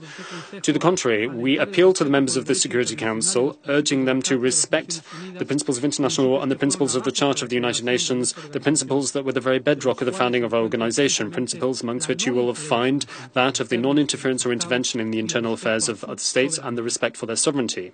The interventionist policies which the government of the United States of America is wielding in an attempt to manipulate this situation, far from helping, will only serve to make things worse. In convening a session dedicated entirely to in calling a session of a body that should be dedicated to upholding international peace and security, they are only weakening the spirit of multilateralism, undermining preventive diplomacy, and moving us yet further away from any possibility of dialogue between the parties. This step also violates the principles of equality of states as well as the recognition of popular will and sovereignty as duly expressed by the people. We have had repeated occasion to address the humanitarian circumstances that are being suffered by many Venezuelan people, President, and we recognize the humanitarian suffering, but I would like to make 2 points on this particular issue. The first relates to the unbalanced nature or inequality of the unilateral sanctions. The international framework makes it clear that any sanctions imposed on a third state outside resolutions of the Security Council are illegal in nature. They are illegal sanctions when imposed thus unilaterally. The individual or nation that imposes such unilateral sanctions, the nation that stands behind these economic and financial sanctions, is, if you can believe their brazen cheek, seeking to provide us with a way of resolving the humanitarian crisis. Allow me to read to you an extract from a report of the Congressional Research Service, which is a body of the United States, a report on the sanctions situation, and I will read from that report in English. Are concerned that the stronger sanctions could exacerbate Venezuela's difficult humanitarian situation, which has been marked by shortage of food and medicines, increased poverty, and mass migration. Many Venezuelan civil society groups oppose sanctions that could worsen humanitarian conditions. Y cierro la cita. End of quote. If we're going to talk honestly and openly about the humanitarian situation in Venezuela, let's talk about who's responsible for the humanitarian plight, who's responsible for the unilateral sanctions which have led to the humanitarian state of affairs we're seeing. They are illegal and unilateral sanctions. Regrettably, we see that the genuine interest and purpose of those who called for this meeting of the Security Council is not to defend or uphold democracy or human rights. Their genuine purpose is to promote and foster, to kindle, if you will, situations of instability that they can then exploit for the purpose of their own regime change policies and control of natural resources. They have three interests here, which is control of the oil resources of Venezuela. Not much was made of that in this session. Their second purpose is geopolitical control, and their third purpose is to cause to buckle or to cause to bend the knee those countries that have dared not to align themselves with the interests of the United States. I ask the question honestly, if we look back through history, which country has been better after an intervention by the United States of America? Have we not discussed in this very Security Council the serious adverse impact and consequences of situations such as the current situation in Iraq or Syria or in Libya? I reiterate the proclamation of CELAC. CELAC declared itself in that proclamation to be a region of peace.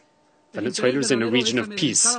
The genuine interest behind all these machinations is to intimidate those governments that have been democratically elected and that have openly rejected the policy aims of outside powers because they consider said policy aims to be a threat to their sovereignty and to the free determination of their peoples. Finally, President, we appeal to the members of this Security Council who bear a high and solemn responsibility within the framework of the Charter of the United Nations. We call upon them to take their cue from said Charter, from its principles, and from the framework provided by those principles to avoid scenarios of uncertainty and confrontation. Rather, we call upon you to forge spaces for dialogue and mediation, peaceful in nature, that would allow us to find lasting solutions. We might have ideological differences. That's natural. That's part of the human story. We might also have political differences. But we cannot have any difference of opinion in the interpretation of international law. It is clear and concise. It makes it abundantly clear that unilateral sanctions are illegal and that threats are illegal. Threats of the use of force are illegal. That is clear. You cannot interpret international law any other way. Intervention in internal affairs is also illegal under international law. If we remove these variables from the equation, then we might find a satisfactory solution to the situation in Venezuela in the framework of solutions that have been put forward by Mexico and Uruguay. But we will not find a solution if we systematically run roughshod over the norms and principles of international law and the Charter. Thank you very much. My thanks to the representative of the plurinational state of Bolivia, says the President. I give the floor now to the representative of Paraguay. Thank you very much, Mr. President, for giving me the floor. And also, thank you for convening this open meeting on the situation in the Bolivarian Republic of Venezuela. The Republic of Paraguay would like to reaffirm its commitment to the principles of international law and the principles and purposes of the United Nations Charter. We regret the breakdown of the rule of law, of democracy, and respect for fundamental human rights in Venezuela, as well as the humanitarian crisis that has been generated. The new presidential mandate of Mr. Nicolas Maduro is the outcome of an illegitimate electoral process, which lacked the participation of all the Venezuelan political actors, and that also lacked the presence of independent international observers. It fell short of international guarantees and standards essential for a free, fair, and transparent democratic process. For this reason, the government of Paraguay was the first to break off diplomatic relations with the regime of Nicolas Maduro on the 10th of January. Mr. President, Paraguay has been drawing attention to the deterioration of the political, economic, social, and humanitarian situation in Venezuela since its very beginning, and has taken a lead in supporting various initiatives, appeals, and efforts seeking to bring about an effective dialogue between the government of Nicolas Maduro and the various political groups that make up the opposition, in coordination with the member countries of the Lima Group and with the Organization of American States. And by way of illustration, Paraguay was one of the 6 states that requested last September that the prosecutor of the International Criminal Court open an investigation on the possible commission of crimes against humanity in Venezuela. Paraguay today, in this council, Security Council, reiterates its full support and recognition for the National Assembly, which was legitimately elected in December of 2015. The government of Paraguay also reiterated its recognition to Mr. Juan Guaido as interim president of the Bolivarian Republic of Venezuela in conformity with the constitutional provisions of this brethren country. We trust that President Guaido will immediately begin a process of democratic transition in Venezuela in the framework of its constitution, with the participation of all political actors, and with the and based on the necessary international guarantees and standards that are essential for a democratic process, and to call for new elections as soon as possible. To conclude, we urge the regime of Nicolas Maduro to refrain from any acts of violence, and we would like to reiterate our admiration for the courage of the Venezuelan people, as well as our unconditional solidarity and support for this long-suffering people. Paraguay will continue advocating in all multilateral fora for a peaceful and democratic solution to the crisis in Venezuela. We will hold firm in our commitment to continue working for the full restoration of the rule of law, democracy, respect for human rights in the Brethren Republic, Bolivarian Republic of Venezuela. I thank all those here for listening to me, and I thank you, Mr. President, for having given me the opportunity to speak. Thank you very much. Thank you to the representative of Paraguay for your statement. And I now give the floor to the representative of Suriname. Thank you, Mr. President. First, we thank the Undersecretary General Rosemary DiCarlo for her extensive briefing. The government of Suriname, as so many others on our continent and throughout the Americas, is following with great concern the situation in and regarding the Bolivarian Republic of Venezuela. Recent developments are particularly troubling as they negatively affect the stability and tranquility in that sister country, while possibly steering the region away from the ideals of a zone of peace. Suriname, as it has done in other fora, reiterates its strong commitment to the guiding principles of international law as enshrined not only in the Charter of the United Nations and various other international agreements, but also in our own Constitution. It is the principal position of my delegation, as stipulated by our Constitution, to strive for peaceful coexistence and to resort to dialogue in any existing conflict, irrespective of its nature, whether nationally or internationally, and to uphold those internationally accepted principles of non-interference in the internal affairs of state, non-intervention, and respect for the sovereignty and territorial integrity of states. The government of Suriname, therefore, rejects any armed aggression, any form of political or economic pressure, as well as any direct or indirect interference in the domestic affairs of other states. Based furthermore on our principled position, Suriname cannot support any government that is not elected through democratic processes and procedures in accordance with the respective constitutions. The rule of law must be respected.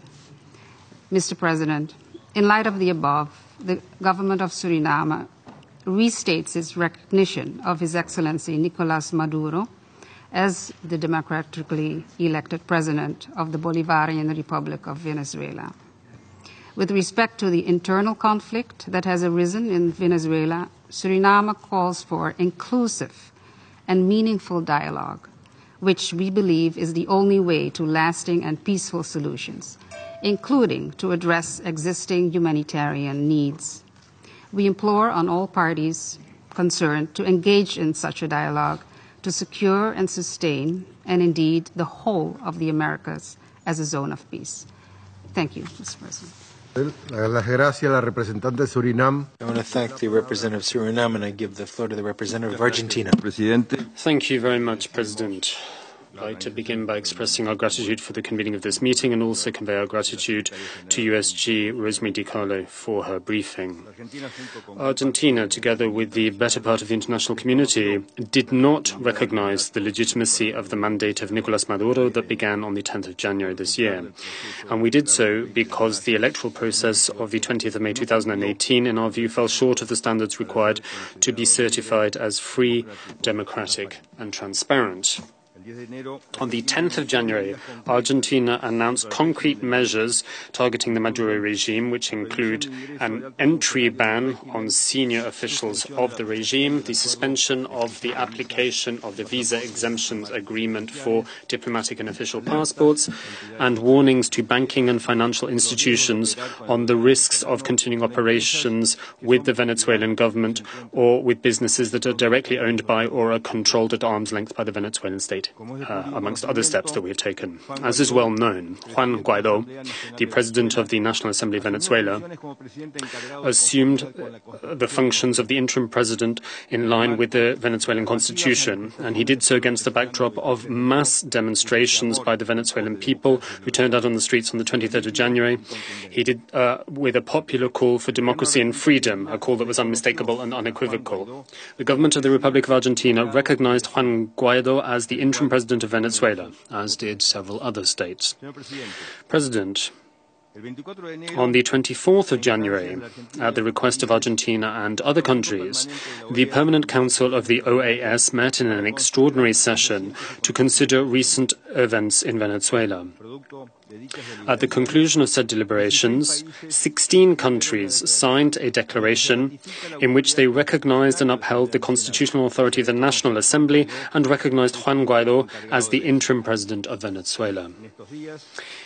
In these days, various international actors have stepped forward to propose initiatives for dialogue to overcome this crisis. Argentina will always favor the path of dialogue, but if it is to be meaningful, dialogue requires the good faith of all parties involved. In that understanding, Argentina will merely recall what we saw in the Santo Domingo dialogue process, a process that failed due to the lack of real willingness by Maduro to engage in dialogue. Given this Santo Domingo dialogue experience, Argentina warns against the risk of initiatives for dialogue being put forward in good faith by various international actors, the risk of such initiatives being manipulated by the Maduro regime and exploited as a means of playing for time and foot-dragging. Argentina believes that the United Nations and its member states should lend their support to facilitate a peaceful transition that will open the door in short order to free, democratic and transparent elections. This must happen as quickly as possible. This is the only way in which we can properly tackle the serious political, economic and humanitarian crisis that has been racking Venezuela for far too long now. The Lima Group, of which Argentina is a member, as far back as October 2017, called upon the Secretary-General and the United Nations system to play their part in addressing this crisis and responding to the frequent violations of human rights in Venezuela. In point of fact, this crisis is regional and global in nature. According to the UNHCR and the IOM, 3 million Venezuelan migrants and refugees have been compelled to flee their country as a result of a political, economic and humanitarian crisis which has seriously undermined their human rights. Of those 3 million, 2.4 million currently find themselves in Latin America and the Caribbean. Argentina robustly condemns once again the repressive actions of the Maduro regime targeting and cracking down on the Venezuelan people. The Republic of Argentina will continue to publicly denounce the human rights violations as perpetrated by said regime, such as those that have occurred since the taking and we will continue to do so in line with a position we have taken since the taking of the office of the government led by President Mauricio Macri. In line with this position, the Argentinian government called upon the Prosecutor General of the International Criminal Court, and we issued that call together with other countries, to begin the process of investigation into the alleged commission of crimes against humanity in Venezuela. And we also pushed for the suspension of Venezuelan membership of Mercosur under the Ushuaia Protocol for democratic commitment. To conclude, President, Argentina believes that the Security Council must shore up its role in the defense of international peace and security. The very relevance and effectiveness of the United Nations are subject to the scrutiny of our peoples and of the international community at this juncture, as they wait to see proof of the Security Council's ability to act in response to this unprecedented and complex crisis in the Americas. The Security Council cannot merely shrug its shoulders and turn away from this critical and dramatic situation, a situation which, as far as Argentina is concerned, does constitute a threat to international peace and security, given its dramatic repercussions, particularly for the people of Venezuela and for the region. Thank you very much. My thanks to the representative of Argentina. I give the floor now to the representative of Mexico. Gracias, señor presidente. Thank you, Mr. President. Mr. President, I want to thank you for the invitation to participate in this meeting of the Security Council. We are participating in this meeting in conformity with Rule 37 of this Council, motivated by our legitimate interest in the situation in Venezuela as a brethren nation. Mexico would like to reiterate our concern about the deteriorating situation in Venezuela, and we'd like to express our regret for the loss of life caused by the most recent events. We support the declarations and the efforts of the Secretary General to ensure that all the actors involved reduce tensions and make every possible effort to avoid an escalation of the conflict and reject any kind of violence. Mr. President, there are avenues for dialogue and reconciliation that place at their center respect for human rights, and these avenues should be exhausted. Mexico would like to take this opportunity to demand a search for a peaceful and democratic solution in the complex situation that Venezuela finds itself in. The Venezuelan people should be able to choose for themselves their future direction without any interference. In line with a long-standing diplomatic tradition, Mexico trusts that there is a negotiated solution. It's possible to have a negotiated solution based on dialogue among all those involved, including the options envisioned in Chapter 6 of the Charter. It is precisely motivated by this that the governments of Mexico and Uruguay have proposed a new, inclusive and credible process of negotiation based on full respect for the rule of law and human rights. We would like to once again repeat our wholehearted support, commitment, and readiness to work together for the benefit of stability, the well-being, and the peace of the Venezuelan people. Thank you very much. Thank you to the representative of Mexico. I now give the floor to the representative of Ecuador. Thank you very much, Mr. President. My country would like to thank the Dominican Republic for having convened this open meeting of the Security Council to discuss the profound political and economic and social crisis that the brethren country of Venezuela is experiencing. We'd like to thank Under Secretary General Rosemary DiCarlo for her briefing. Ecuador reaffirms the right to democracy that all nations around the world have and the obligation of their governments to promote and defend that right. This is why we would like to echo the statement of the National Assembly of Venezuela that in the framework of the principles of the Constitution of this country has declared that a change in the office is required, and that Mr. Juan Guaido will replace the current president. Mr. President, Ecuador would like to endorse the statement made yesterday by Argentina on behalf of the Organization of American States. We believe that the constitutional authority of Venezuela that was democratically elected has our strong support, and all actions aimed at requesting international humanitarian assistance are welcome. It's important to release political prisoners. Our country has always demonstrated its solidarity with the people of Venezuela, and we have welcomed already 240,000 Venezuelan people on our territory, including 100,000 have been given a permanent residence visa. We would like to make an appeal that we continue working so that Venezuela returns to the path of democracy through a peaceful transition, safeguarding and guaranteeing the integrity and the full respect for human rights of its people, in particular the right to life, physical integrity, and personal freedom. Ecuador welcomes the new interim president in the framework of the Constitution and calls on free and transparent elections as soon as possible. I would like to refer to the comments made regarding the death of Diana, a 22-year-old woman. I can like to assure the people of Venezuela that we consider you brothers, and this is proven by the 240,000 Venezuelans that have received residence permit. Hundreds of thousands have entered our country and have received medical support and other services that they weren't able to receive in their own country. In April, Ecuador convened the third meeting on the problems created by the decision of 3 million Venezuelans to flee their country. The democratic solution to this crisis will only be possible through dialogue and negotiation. It cannot be imposed by a regime of terror and killing. It's important to find political solutions. Thank you very much. My thanks to the representative of Ecuador for his statement.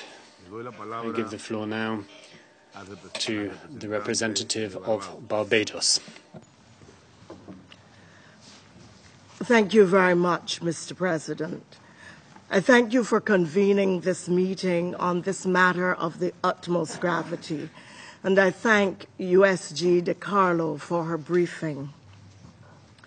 The following heads of government of the Caribbean Community CARICOM, Antigua and Barbuda, Barbados, Belize, Dominica, Jamaica, Montserrat, St. Kitts and Nevis, St. Lucia, St. Vincent and the Grenadines, Trinidad and Tobago, and the foreign ministers of Grenada and Suriname met by video conference on the 24th of January and issued the statement that I today have the honor to deliver to this body.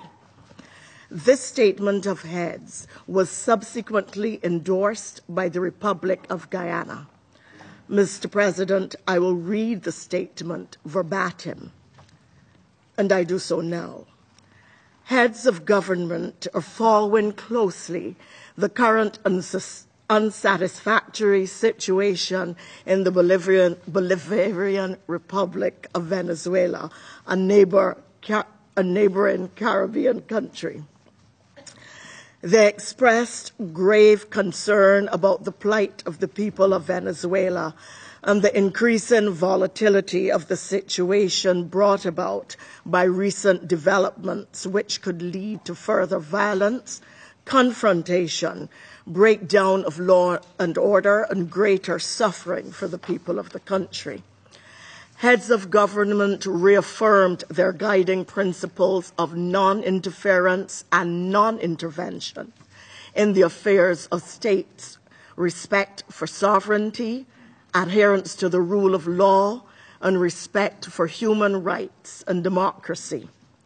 Heads of government reiterated that the long-standing political crisis, which has been exacerbated by recent events, can only be resolved peacefully through meaningful dialogue and diplomacy. In this regard, heads of government offered their good offices to facilitate dialogue amongst all parties to resolve the deepening crisis.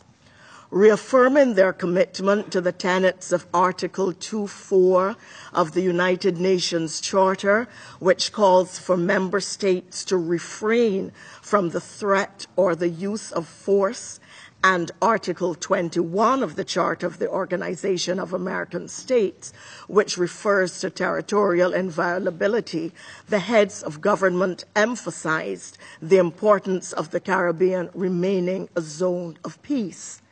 Heads of government called on external forces to refrain from doing anything to destabilize the situation and underscored the need to step back from the brink and called on all actors, internal and external, to avoid actions which could escalate an already explosive situation to the detriment of the people of the Bolivarian Republic of Venezuela, and which would have far-reaching negative consequences for the wider region.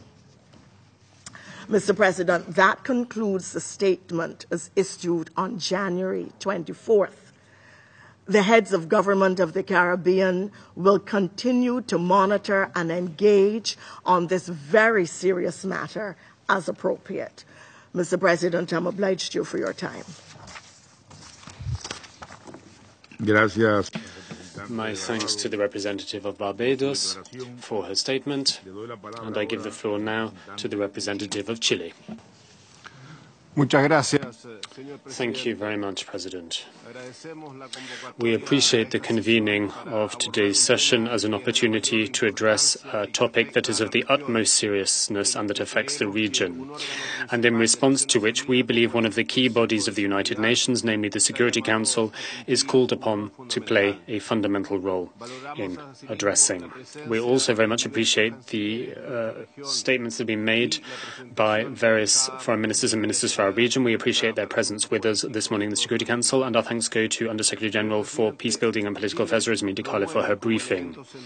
President, a core element of Chile's foreign policy is the promotion of democracy as representing the political system that best furnishes an appropriate framework for the full respect of the fundamental rights of every human being.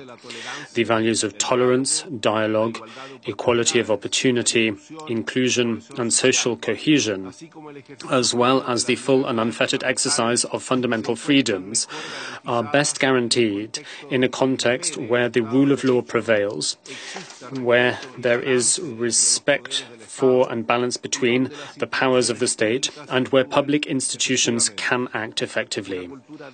A democratic culture based on these principles is forged bit by bit, day by day. It doesn't spring up overnight. It is rather the fruit of a task that requires the participation of the entirety of society. Regrettably, today, Venezuela is laboring under the weight of a deep-rooted crisis that bedevils its democratic institutions and is also suffering from an unacceptable level of deterioration of the living conditions and the fundamental rights of its citizens, a situation that has been arrived at under an authoritarian and repressive government. President, the government of Chile does not recognize the legitimacy of the elections that were held last year in Venezuela, as a result of which the regime of Nicolas Maduro has assumed a new mandate. But it is not just a question of this.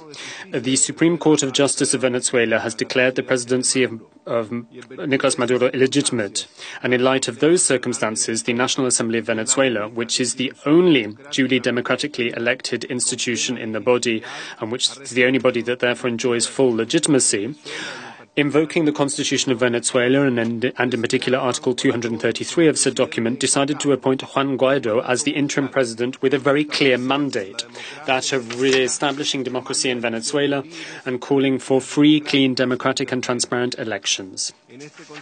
In that context, Chile, together with several other countries in the region, recognized and publicly expressed its full support for the President of the National Assembly, Mr. Juan Guaido, who has taken on the role of interim president of the Bolivarian Republic of Venezuela and has done so commensurate with constitutional norms and standards. President, we support the start of the process of democratic transition in Venezuela, a process that will culminate in new elections being held as quickly as possible, elections which should see the participation of all political actors and parties and should take place with the necessary international guarantees and standards in place to ensure that the process is genuinely democratic.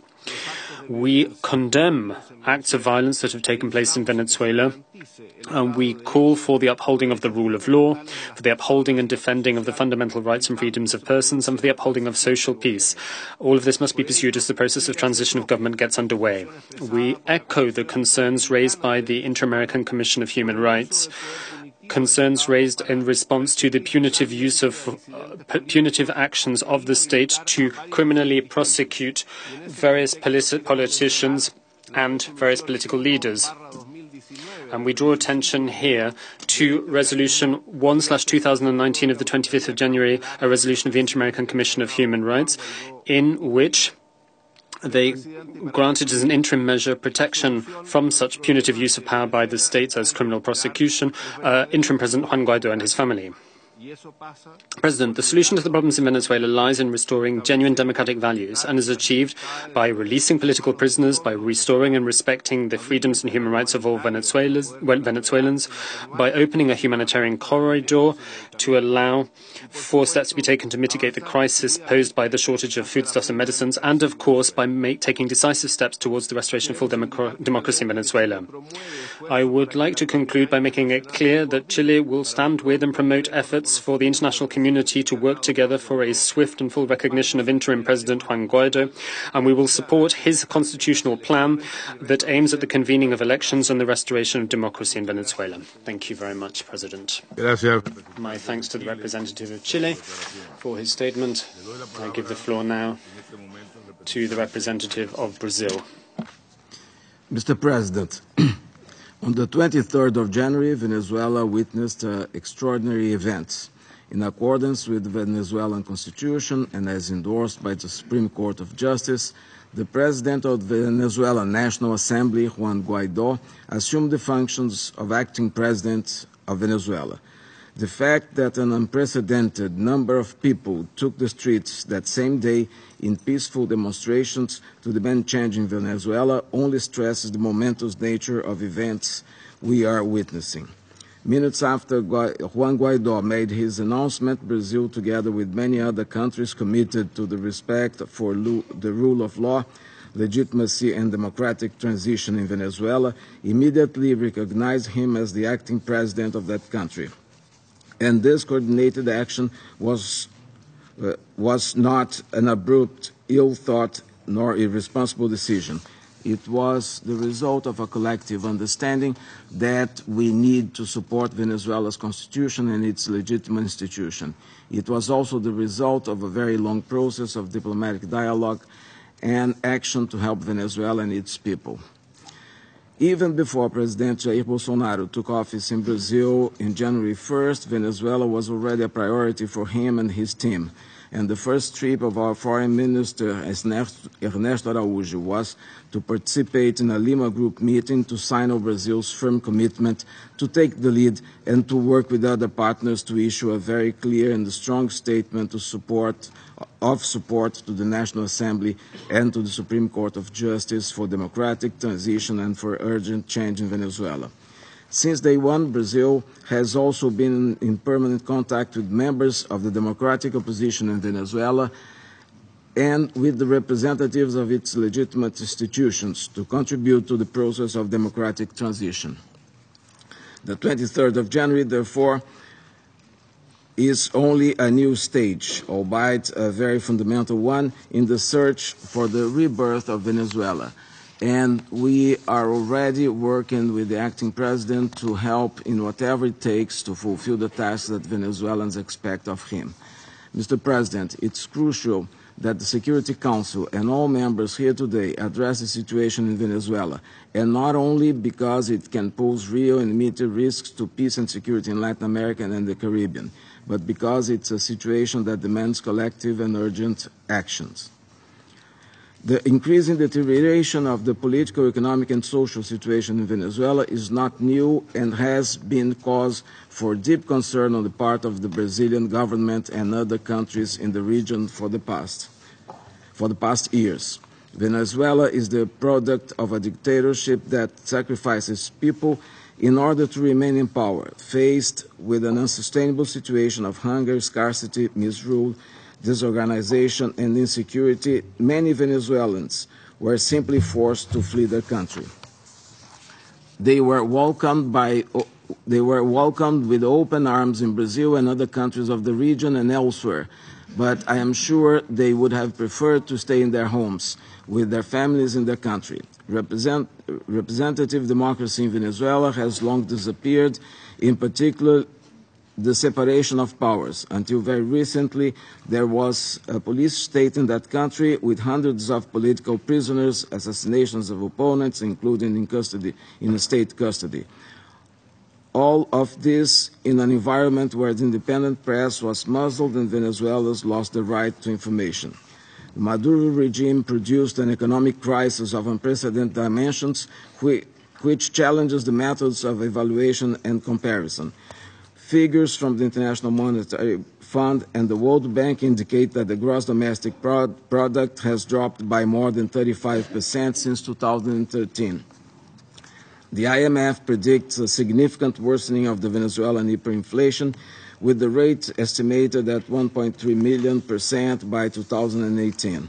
The World Bank, on its turn, estimates Venezuelan international reserves to be of the order of 9 billion and that the country's foreign debt in 2018 could reach 140 billion, that is 3 times higher than 2017. And it's fundamental that we understand in the Security Council exactly what we are dealing with. Venezuela and its people have not only been quashed by a brutal and corrupt dictatorship, they have been held under a regime with links to organized crime, to drug trafficking, to money laundering, and to terrorism organizations. This toxic combination brought risks to Venezuela and to all of us, with unpredictable consequences to peace and security. We have, therefore, an obligation to contribute to the prompt and full restoration of representative democracy and the rule of law in Venezuela, so that Venezuelans can forge a new path. And Brazil understands that this will not happen without growing international pressure and international aid. And let us not be naive. Those who have long held power in the country are comfortable where they are, and they will remain convinced that they are allowed to promote further chaos if they are not faced with our collective pressure. Forms of pressure can vary, given the several regulatory milestones and specificities of each country's relation with Venezuela. But increasing pressure is needed. Brazil and many countries have already done their part, and they will continue working in the same direction. I will recall that on August 2017, after concluding that there was a breach of the democratic order in Venezuela, Brazil and the other partners of the bloc activated the Protocol of Ushuaia and on democratic commitment in Mercosur, and decided to suspend Venezuela from all its rights and obligations as a state party. Subsequently, the Brazilian government considered the Venezuelan electoral process on May 20, 2018 completely illegitimate. Those elections did not include all political actors in the country, nor did they meet the minimum guarantees and the standards required for a free, fair, and transparent process. Moreover, there were no independent international observers. For this reason, Brazil joined countries of the Group of Lima to issue a declaration on January 4, which considered the presidential mandate of Nicolás Maduro that began on January 10 illegitimate. The Brazilian government and the Lima Group countries recognized the National Assembly, legitimately elected on December 6, 2015, as the only democratic elected constitutional body in Venezuela. From there, the necessary next step was to recognize President Guaidó and to start working with him. And today we are here reiterating our position and seeking support of other members. Mr. President, there are countries that have not yet recognized Guaidó and that advocate for dialogue with the old regime. Brazil is in favor of dialogue with the acting President Guaidó and with the democratic opposition in Venezuela. However, Brazil is firmly opposed to any kind of dialogue in any format with Nicolás Maduro and his accomplices. We know fully well what Maduro understands by dialogue. For him, it's another opportunity to buy time and continue his campaign of oppression of Venezuelans and demonstrations and this deconstruction of Venezuela. The only possible dialogue is the one that will speed up the already ongoing process of democratic transition. It is the dialogue with Guaidó and all those committed with democracy and with the interests of Venezuela and its people.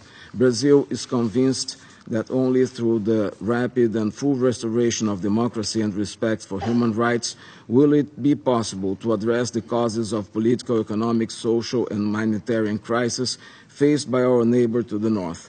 Brazil will fully support the transitional process, both politically and economically, so that democracy and social peace can return to Venezuela. Brazil trusts that the other members of this Council and these organizations will do likewise. Thank you. Gracias. My thanks to the representative of Brazil for his statement, and I give the floor now to the representative of Uruguay. Muchas gracias. Thank you very much, Your Excellency. Thank you very much for taking the time as Minister of Foreign Affairs of the Dominican Republic to preside this session of the Security Council this morning. Our thanks also go to Ms. Rosemary DiCarlo for her very concise and invaluable briefing she shared with the Security Council.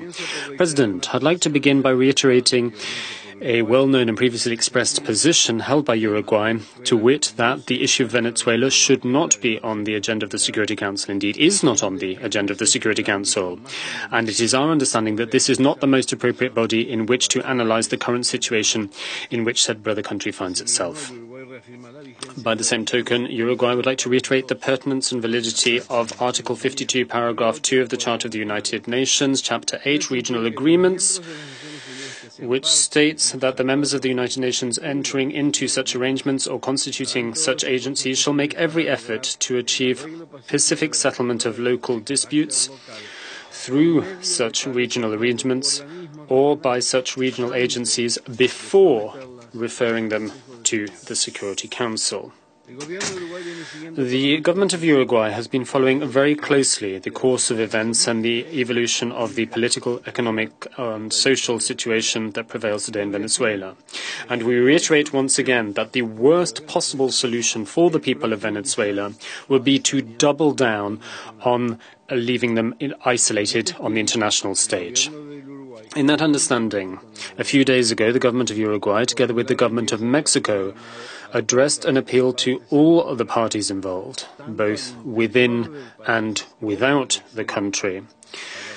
And we called upon them to reduce levels of tension and to ward off any escalation of violence. In line with the principles of international law, both governments, those of Uruguay and Mexico, urged all stakeholders to find a peaceful and democratic solution to answer the complex situation that Venezuela is confronted with.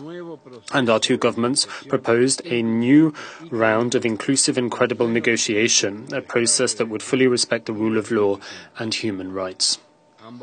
Both governments reiterated their full support for, commitment to, and willingness to work jointly for the stability, the well-being, and the peace of the Venezuelan people.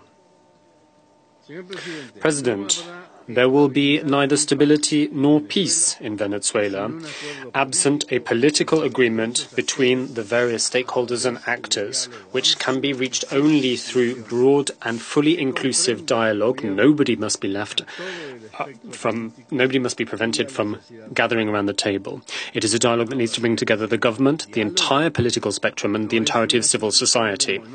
Now, let me make a key point here, President. Dialogue is not a series of monologues. That's not what dialogue means. Dialogue rather means taking the time to listen to the other party, to understand their points of view, and feeling one's way towards common understanding and agreement. The government of Uruguay urges once again all the parties to pursue this course of action in the framework of strict and rigid adherence to human rights, and guided at all times by the legitimate interests of the entire Venezuelan people. To conclude, President, I would like to draw attention to the attitude shown by Latin American countries as we've been called upon to react to the heartbreaking phenomenon of mass migration of Venezuelan citizens, and underscore that our reaction and our response as Latin America has been that of throwing open doors and societies. We have not rejected the migrants at the border, and we also haven't been building walls. President, Uruguay unequivocally reaffirms its championing of the respect for international law and the principle of the peaceful resolution of disputes. We are also strong adherents of the strengthening of democracy and of the legal equality of states. Irrespective of the circumstances or situation in question, Uruguay will never countenance under any pretext whatsoever any armed intervention in any country in the region, wherever that option is put forward as a solution to a domestic crisis. Thank you very much, President. My thanks to the representative of Uruguay for his statement, says the President, and I give the floor now to the representative of Costa Rica. Muchas gracias. Thank you very much, Mr. President, distinguished members of this Security Council, Minister of Foreign Affairs of Venezuela, a country which I have said was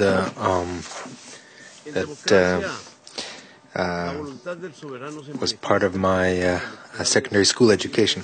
Now, in democracy, the sovereign will of the people is expressed in free, open, and verifiable elections. Costa Rica has indicated on various opportunities, the elections that took place on the 20th of May 2018 lacked the legitimacy because they did not include the participation of all political actors from Venezuela, nor the presence of independent international observers, nor the necessary international standards and guarantees to be considered a free, fair, and transparent democratic process. This is why Costa Rica reiterates today that we do not recognize the legitimacy of the government that was inaugurated on the 10th of January of 2019. Now, deprived of this democratic option, once again, on the 23rd of January, the people of Venezuela reasserted their aspiration to peace and reconciliation. And Costa Rica recognizes this and therefore has endorsed the transitional actions taken by the National Assembly of Venezuela. Costa Rica supports the efforts made to move towards the holding of free, fair, transparent elections that comply with international standards and within a time frame established by the Venezuelan Constitution. Costa Rica, faithful to its commitment to promoting democracy and the rule of law, and aware of the need that everywhere human rights should be respected in conformity with international law, strongly echoes the call of the international community to do everything possible to make sure that the constitutional order is reestablished in Venezuela as soon as possible, and that Venezuela should return to the path of peace, democracy, and the rebuilding of its prosperity for the benefit of its people. And I just want to reiterate that any solution to the crisis should come from the people of Venezuela through a peaceful way, through an inclusive dialogue. Costa Rica will continue monitoring the development of events in Venezuela to ensure that the serious and constant violations of human rights of the people of Venezuela end, and that their democracy and the rule of law are reestablished as soon as possible, and that this becomes a reality rather than merely a wish. Thank you. I want to thank Costa Rica for the statement, and I give the floor to the representative of Dominica. Thank you, Mr. President. Mr. President, the government of the Commonwealth of Dominica wishes to express its deep concern regarding the recent developments in the Bolivarian Republic of Venezuela and the worrisome consequences of those events. The Commonwealth of Dominica strongly upholds the principle of non-intervention in the internal affairs of any sovereign state. Mr. President, on the 20th of May 2018, elections were held in the Bolivarian Republic of Venezuela in accordance with its constitution, and the election outcome returned President Nicolas Maduro as the duly elected president of the Bolivarian Republic of Venezuela. The government of the Commonwealth of Dominica, in its utterances and by its actions, fully respects the will of the people of any sovereign nation as exercised through the electoral process. Following the accepted standards, governing outcomes of the duly held elections, the government of the Commonwealth of Dominica accepted the results and recognizes the re-elected government of the Bolivarian Republic of Venezuela. Mr. President, the Commonwealth of Dominica is concerned about the expressions of support for a transitional government in Venezuela and declarations of the illegitimacy of the Nicolas Maduro government. We wish to place on record our opposition to such a position. Recognition of a self-declared government outside of the electoral process is a clear repudiation of the will of the people. There cannot be a parallel government in Venezuela. Mr. President, such recognition does not reaffirm the right of the people of Venezuela to peace and to democracy. Rather, it opens the door to confusion and civil strife. Instead, the international community should expend efforts to help build peace, promote reconciliation, and help find a solution that will not result in bloodshed. We maintain that in order to peacefully resolve the situation in the Bolivarian Republic of Venezuela, there must be dialogue between the parties, and the Commonwealth of Dominica stands ready in conjunction with other like-minded states to offer its good offices to assist in that regard. We therefore urge member states to exercise caution and let prudence guide us. I thank you, Mr. President. Gracias a la... My thanks to the representative of Dominica for her statement. I give the floor now to the representative of El Salvador.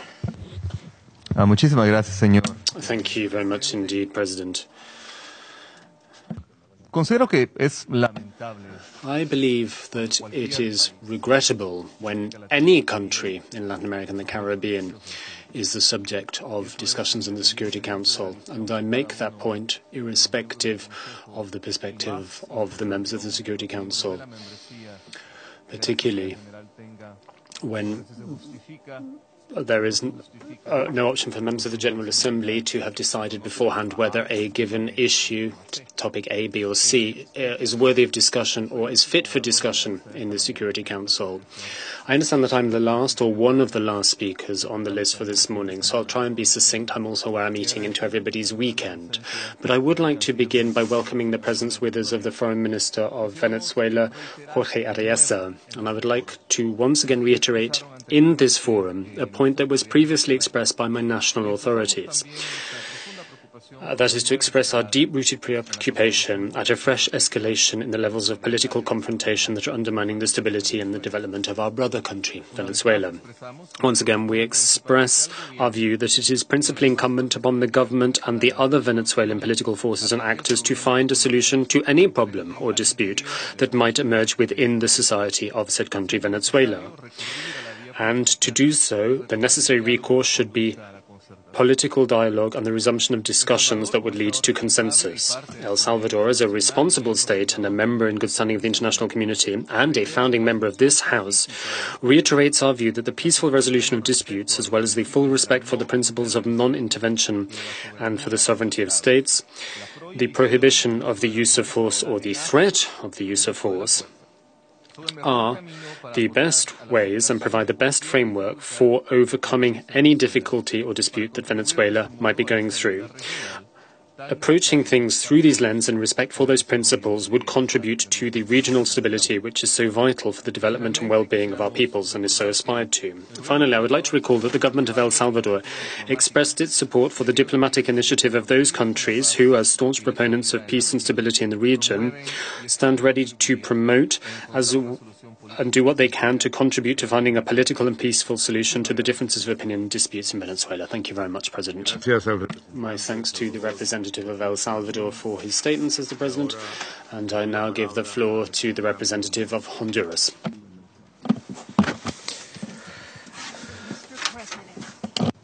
My delegation congratulates you for convening this timely debate on the situation on Venezuela. To attend the new developments of the political and humanitarian crisis where more than 3 million refugees and migrants have left the country since 2015. And those who remain are at risk of enduring an escalating conflict, which today members of the Security Council are called upon to prevent and to take all actions necessary to protect the Venezuelan population. The Inter-American Democratic Charter, with respect to the principle of non-intervention, established mechanisms for collective action in case of a sudden or irregular interruption of the democratic political institutional process in order to respond rapidly in defense of democracy. In this purpose, the Permanent Council of the Organization of American States adopted a resolution to not recognize the legitimacy of Nicolás Maduro's new term as of the 10th of January of 2019 and called for a new electoral process which reflects the will of the Venezuelan people. All member states of the Organization of American States are called to adopt, in accordance with international law and national legislation, diplomatic, political, and economic and financial measures as appropriate to contribute to the prompt restoration of the democratic order of Venezuela and support other measures to allow humanitarian aid. As mandated by the Venezuelan Constitution, the President of the Assembly, Juan Guaidó, has assumed the functions of interim caretaker President of Venezuela amidst a monumental demonstration of support of the Venezuelan citizens, garnering the recognition of states in our region, the Lima Group, and the international community accompanying democracy, and trusting that Venezuela can commence soon a process of credible elections. Upon these actions, in the face of the restoration of constitutional order, tensions have increased and serious violations of human rights have been duly reported. Notwithstanding Chapter 8 of the Charter regarding regional arrangements regarding and relating to the maintenance of international peace and security, the Security Council has the responsibility to respond to threats to international peace and security. As all our region and peoples are impacted by the protracted crisis in Venezuela and deterioration in rule of law, stability, security, and elemental guarantees and freedoms, we request the Security Council to urgently and diligently attend to this matter.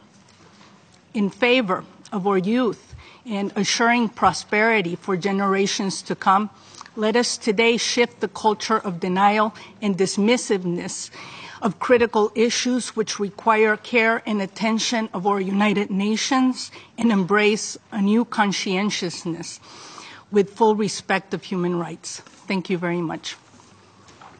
Gracias. Thank you to the representative of Honduras for her statement. I now give the floor to the representative of Antigua and Barbuda.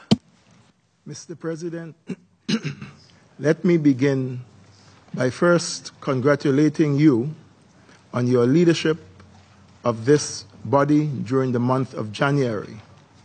My country, Antigua and Barbuda, is extremely proud of your exemplary leadership as a small state in this body for this month. Mr. President, we cannot, and indeed no one, can describe the situation in Venezuela in any other term but serious. The situation of the government and people of Venezuela are of great importance to my region and to my country. We do not and will not stand to see the promise of the zone of peace in our region break. Mr. President, our world is littered with examples where external interferences in other countries in an attempt to bring peace or impose peace has resulted in those countries and societies remaining in a state of uncertainty, disorganization, chaos, and for years have not found peace. The United Nations Charter is clear on the, on the promotion of international peace and the respect for sovereignty. The Charter also makes it clear that the member states should refrain from threat or use of force.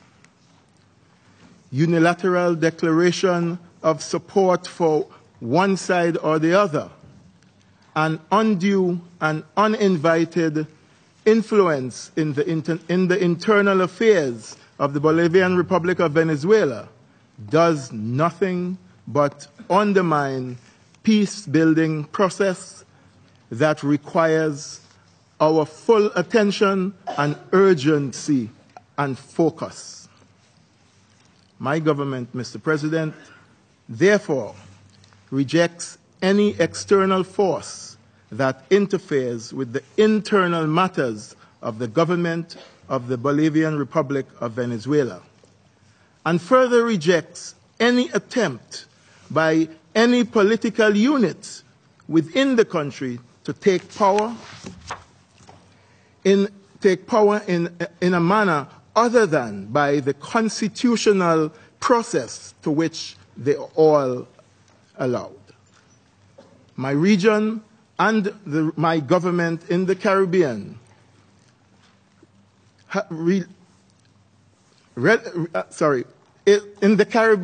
experiences relative peace. We continue to emphasize our zone of peace.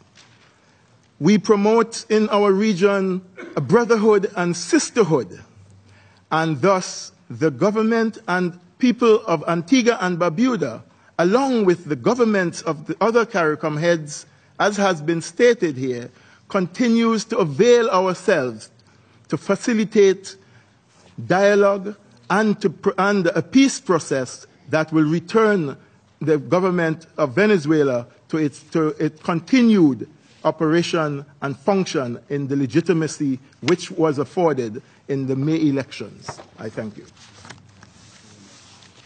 Gracias. Thank you to the representative of Antigua and Barbuda for your statement. I now give the floor to the representative of Panama.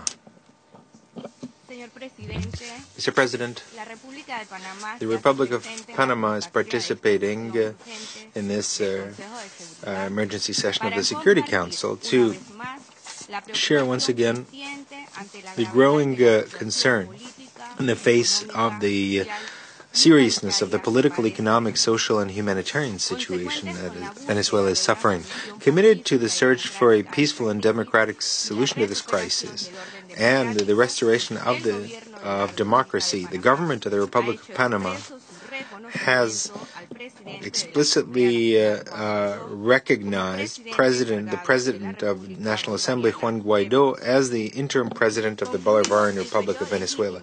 Now that the legitimate term of the government of President Nicolás Maduro has concluded, Panama supports a peaceful democratic transition that leads to fair elections with the participation of all political actors. We also reject any acts of violence and repression that restrict the rights of the Venezuelan people and the security of Venezuela and ultimately of our entire region. Based on this vision, Venezuela has expressed a strong support for measures adopted to seek international humanitarian assistance and effect the release of political prisoners. We also deeply regret the loss of human lives while people were exercising their rights to demonstrate peacefully, and we condemn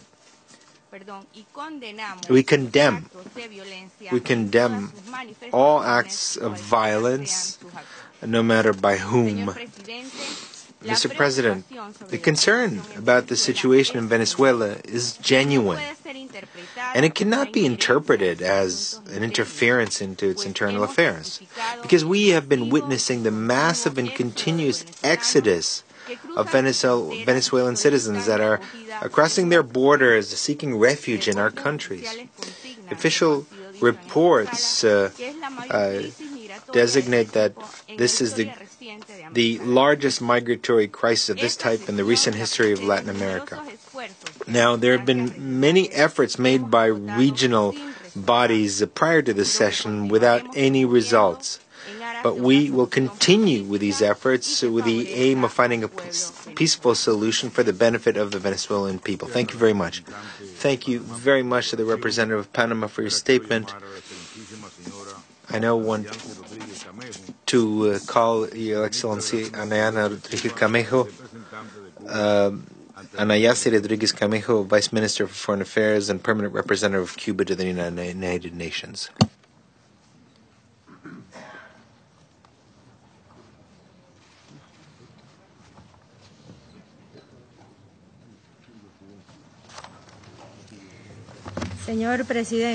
President, we have requested the floor for a second time to respond to the lying references made by the Secretary of State of the United States, Mr. Michael Pompeo, and Mr. Elliot Abrams, and we categorically reject their aspersions cast upon our nation and the lies uttered.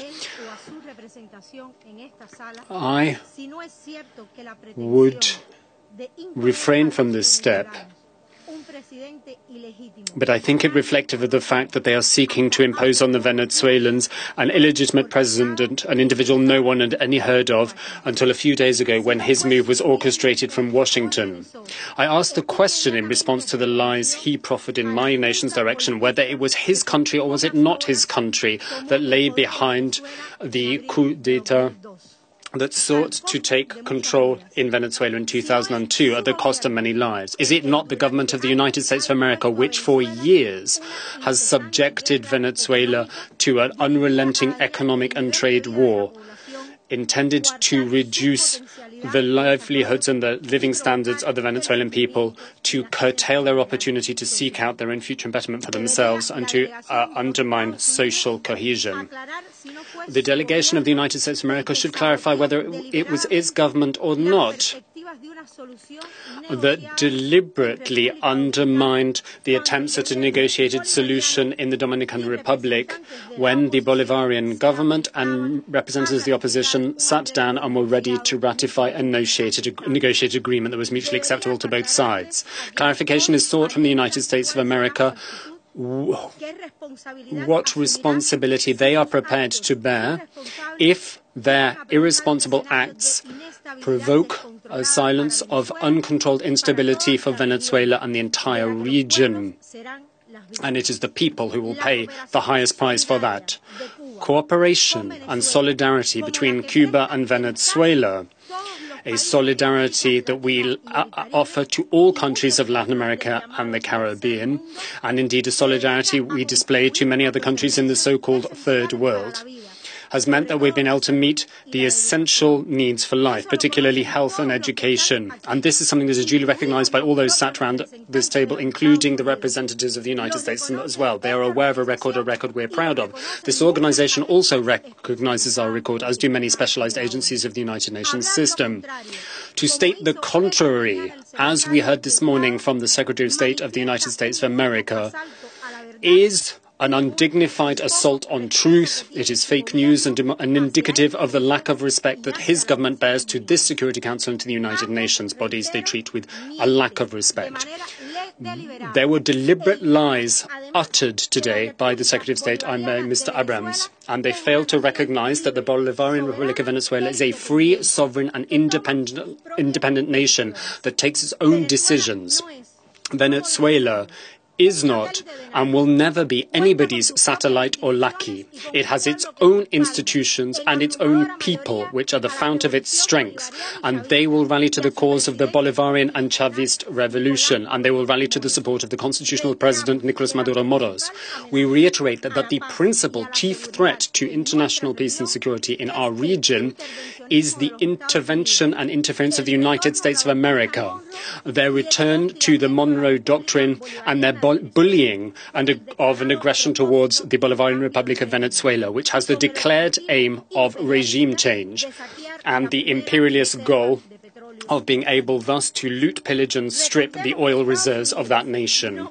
We recall that the United States, not Cuba, set up military dictatorships and organized bloody coup d'etat in Latin America and the Caribbean. It is the government of the United States of America, not the government of Cuba, which intervenes without scruples in the electoral processes and the internal affairs of the majority of the states of the planet. That is part of history and fact.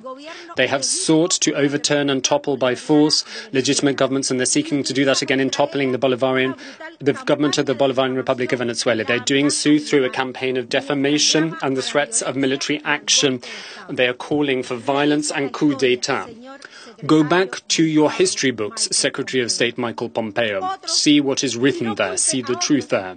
And don't make others responsible for the deliberate actions of the United States of America to try and impose its imperialist hegemony in our Americas by having recourse to the obsolete and dangerous Monroe Doctrine. Thank you very much indeed, President. Gracias.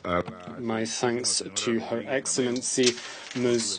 Rodriguez Camejo for her statement, says the President. His Excellency Mr. Jorge Ariasa, Minister of the People's Power for Foreign Affairs of the Bolivarian Republic of Venezuela, has requested the floor to make a further statement. Le doy la palabra. Muchas gracias, señor presidente. Thank you very much, Mr. President. Just to respond to something that was said this morning, this afternoon. First of all, in our initial statement, we left out that the reference to President Trump's statement in General Assembly in 2018 was to denounce the fact that President Trump, at an international forum that embodies international law, reiterated the Monroe Doctrine, which basically considers Latin America as the backyard of the United States. And then, in his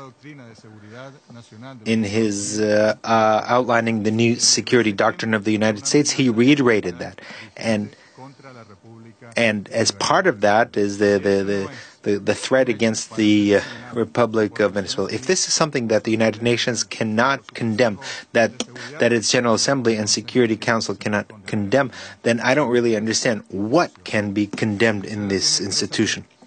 Venezuela has 3 satellites, one telecommunications and one ground observation satellite that we launched with the help of China. And Venezuela thanks wholeheartedly the commitment of its personnel to ensuring that the Venezuelan people continue to live normally at a time when we don't have we're lacking doctors, and we have had an army of doctors thanks to our brethren country of Cuba, that only this way we've been able to offer health care to our people. 4 months ago in August, there was an attempt to assassinate President Maduro at a public meeting, and this attempt to assassinate our president that failed. Individuals from Colombia and from Miami took part in that. And there was even a Peruvian journalist who lives in Miami who said that he took part in meetings to plan it, including possibly using drones. There was an attempt to assassinate all the high leadership of Venezuela at an event to commemorate the National Guard. We requested Colombia and the United States the extradition of these individuals who participated in this attempted assassination. In Colombia, we gave the exact location, and in the United States, we also provided this information. We have received no response at all. Rather, they have offered them the status of refugees to the intellectual authors. In addition to those who actually participated in the physical act. This wasn't discussed here or condemned.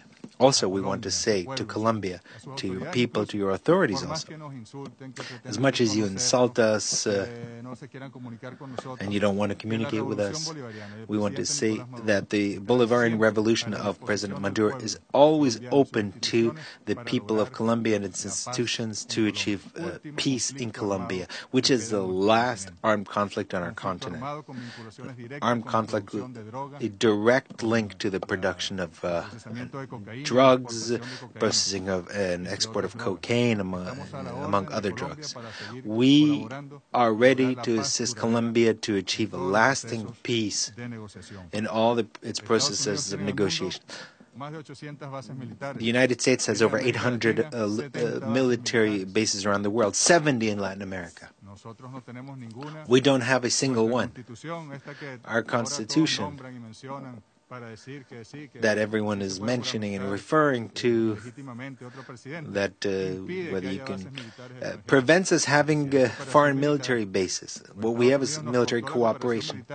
But the United States, 15 to 16 years ago, cut off our military cooperation with us. Russia and China have offered military cooperation with us, and other countries as well, and we're perfectly entitled. It's our sovereign right to protect our territorial integrity, our people, our sovereignty. It's not in any way meant to put anyone's security at risk. We've had 25 elections in Venezuela in 20 years. The Bolivarian Revolution, we won 23 elections. 2 we lost, and we immediately recognized that over the past 20 years. And the electoral system that was used, the electoral authorities that organized the election of the National Assembly in 2015 in December, is the same electoral authority. And even with greater guarantees, because the agreement with the Dominican Republic established even more guarantees. It's the same system that elected President Maduro last year. The Venezuelan opposition couldn't agree on a single candidate. They participated. They pressured candidates not to participate. Some did participate. There was a legal constitutional election that led to a popular outcome that we cannot simply disregard. It is in line with our constitution, and if we simply overturn it, we would be disdaining the wish of some 9 million voters. So, yes, there is migration, and I'm grateful to countries, to other countries, and we're grateful to those countries who have received Venezuelan migrants to share with us information on when they've received us, so that we can take steps so that they can return. But there are refugees. They're being given status to refugees orally, to millions of this. What is that? I mean, who said that they're refugees? I think we need to be rigorous in the use of certain terminology. There's an economic situation that to a large extent is the result of the economic blockade of the United States against Venezuela. Perhaps it would be a good idea that we invite the former Prime Minister of Spain, José Luis Zapatero, so that he could testify how the system of dialogue in Venezuela took place, what were the guarantees that were provided, and why that commitment among the opposition parties wasn't signed, that was going to guarantee peace, and why it wasn't signed. And this has led to a situation where we're seeing a coup d'etat. It's a huge responsibility of recognizing non-constitutionally elected governments. You're putting at risk.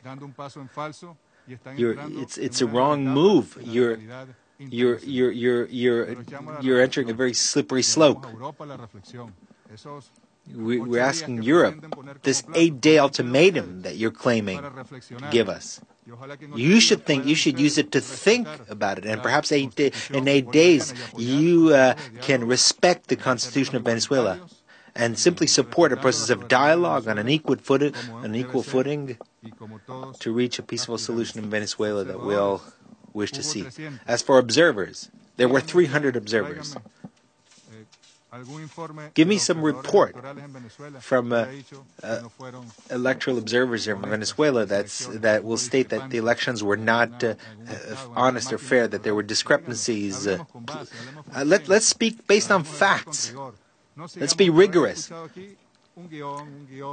I keep hearing it's like a script that keeps repeating. Everyone is following the same script. And I see that some of the delegates here seem to be forced to be reading what they've been told to read. It's like a script that is being dictated. It's horrible. This undermines the sovereignty of our brethren states on the continent.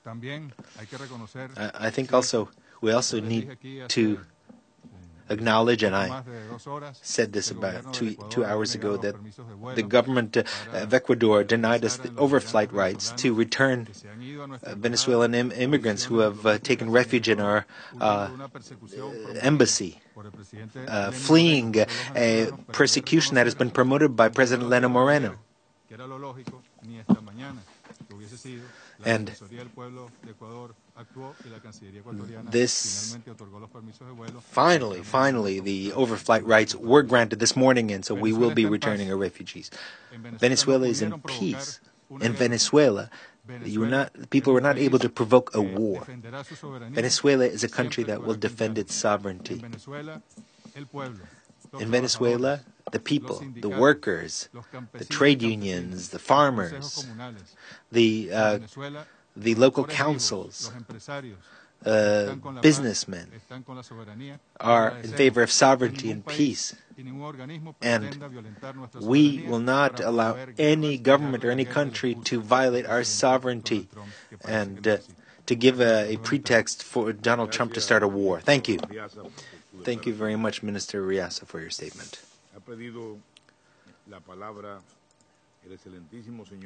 His Excellency Carlos Trujillo has requested a statement, the floor to make a statement.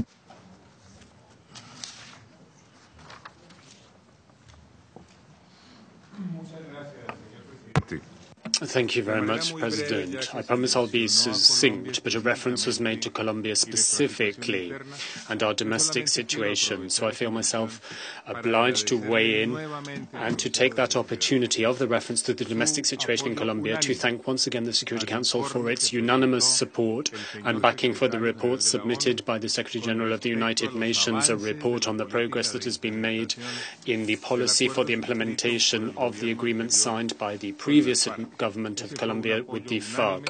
Unanimous support was lent to that report, and I simply wanted to take this opportunity to thank the Security Council for said endorsement. I'd also like to take this opportunity to reiterate the willingness and determination of the government of Colombia to comply and live up to its responsibilities in counterterrorism activities as provided for in Resolution 1373, and we will abide by the provisions of Resolution 1373 to the letter. Thank you very much. Thank you very much for your statement, Your Excellency, says the President. I have no more names inscribed on the list of speakers. I beg your pardon, the representative of the Russian Federation has requested the floor. You have the floor. Thank you, Mr. President. I understand that this discussion has really dragged on, and I don't want to delay it. This is not a right of response. I simply want to make one comment that probably is worth making. Today, when Secretary of State Pompeo said, and as I said in my statement, he claimed that the position of the United States is shared by the majority of members of this international community, and that the Maduro regime is only supported by 5 countries, and he mentioned them. Well, we just counted among those who spoke today. Of those who spoke, 11 countries of the Latin American region spoke in favor of the legitimate government of Venezuela. 10 countries spoke against. Barbados referred to the joint statement of CARICOM, which also speaks about non-interference in the internal affairs of a state, respect for sovereignty and independence. I'm just speaking of countries, not including members of the Security Council. who have this view. First of all, it confirms what I said earlier while Secretary of State Pompeo was still in the room, that the world is not, there's not such unity of support for his position as he thinks. In fact, there's a majority in favor of the sovereignty and territorial independence and non-interference into internal affairs in Venezuela. Second, the aim pursued by the American delegation and its allies, which they wanted to achieve, I think this, what we're seeing today, clearly demonstrate that they will not achieve that aim. Then what was the point of holding this meeting?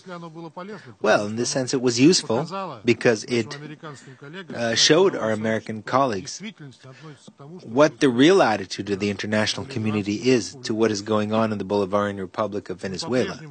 We want to once again repeat, let's not escalate tensions around Venezuela. Stop using threats and threaten the use of force against this country.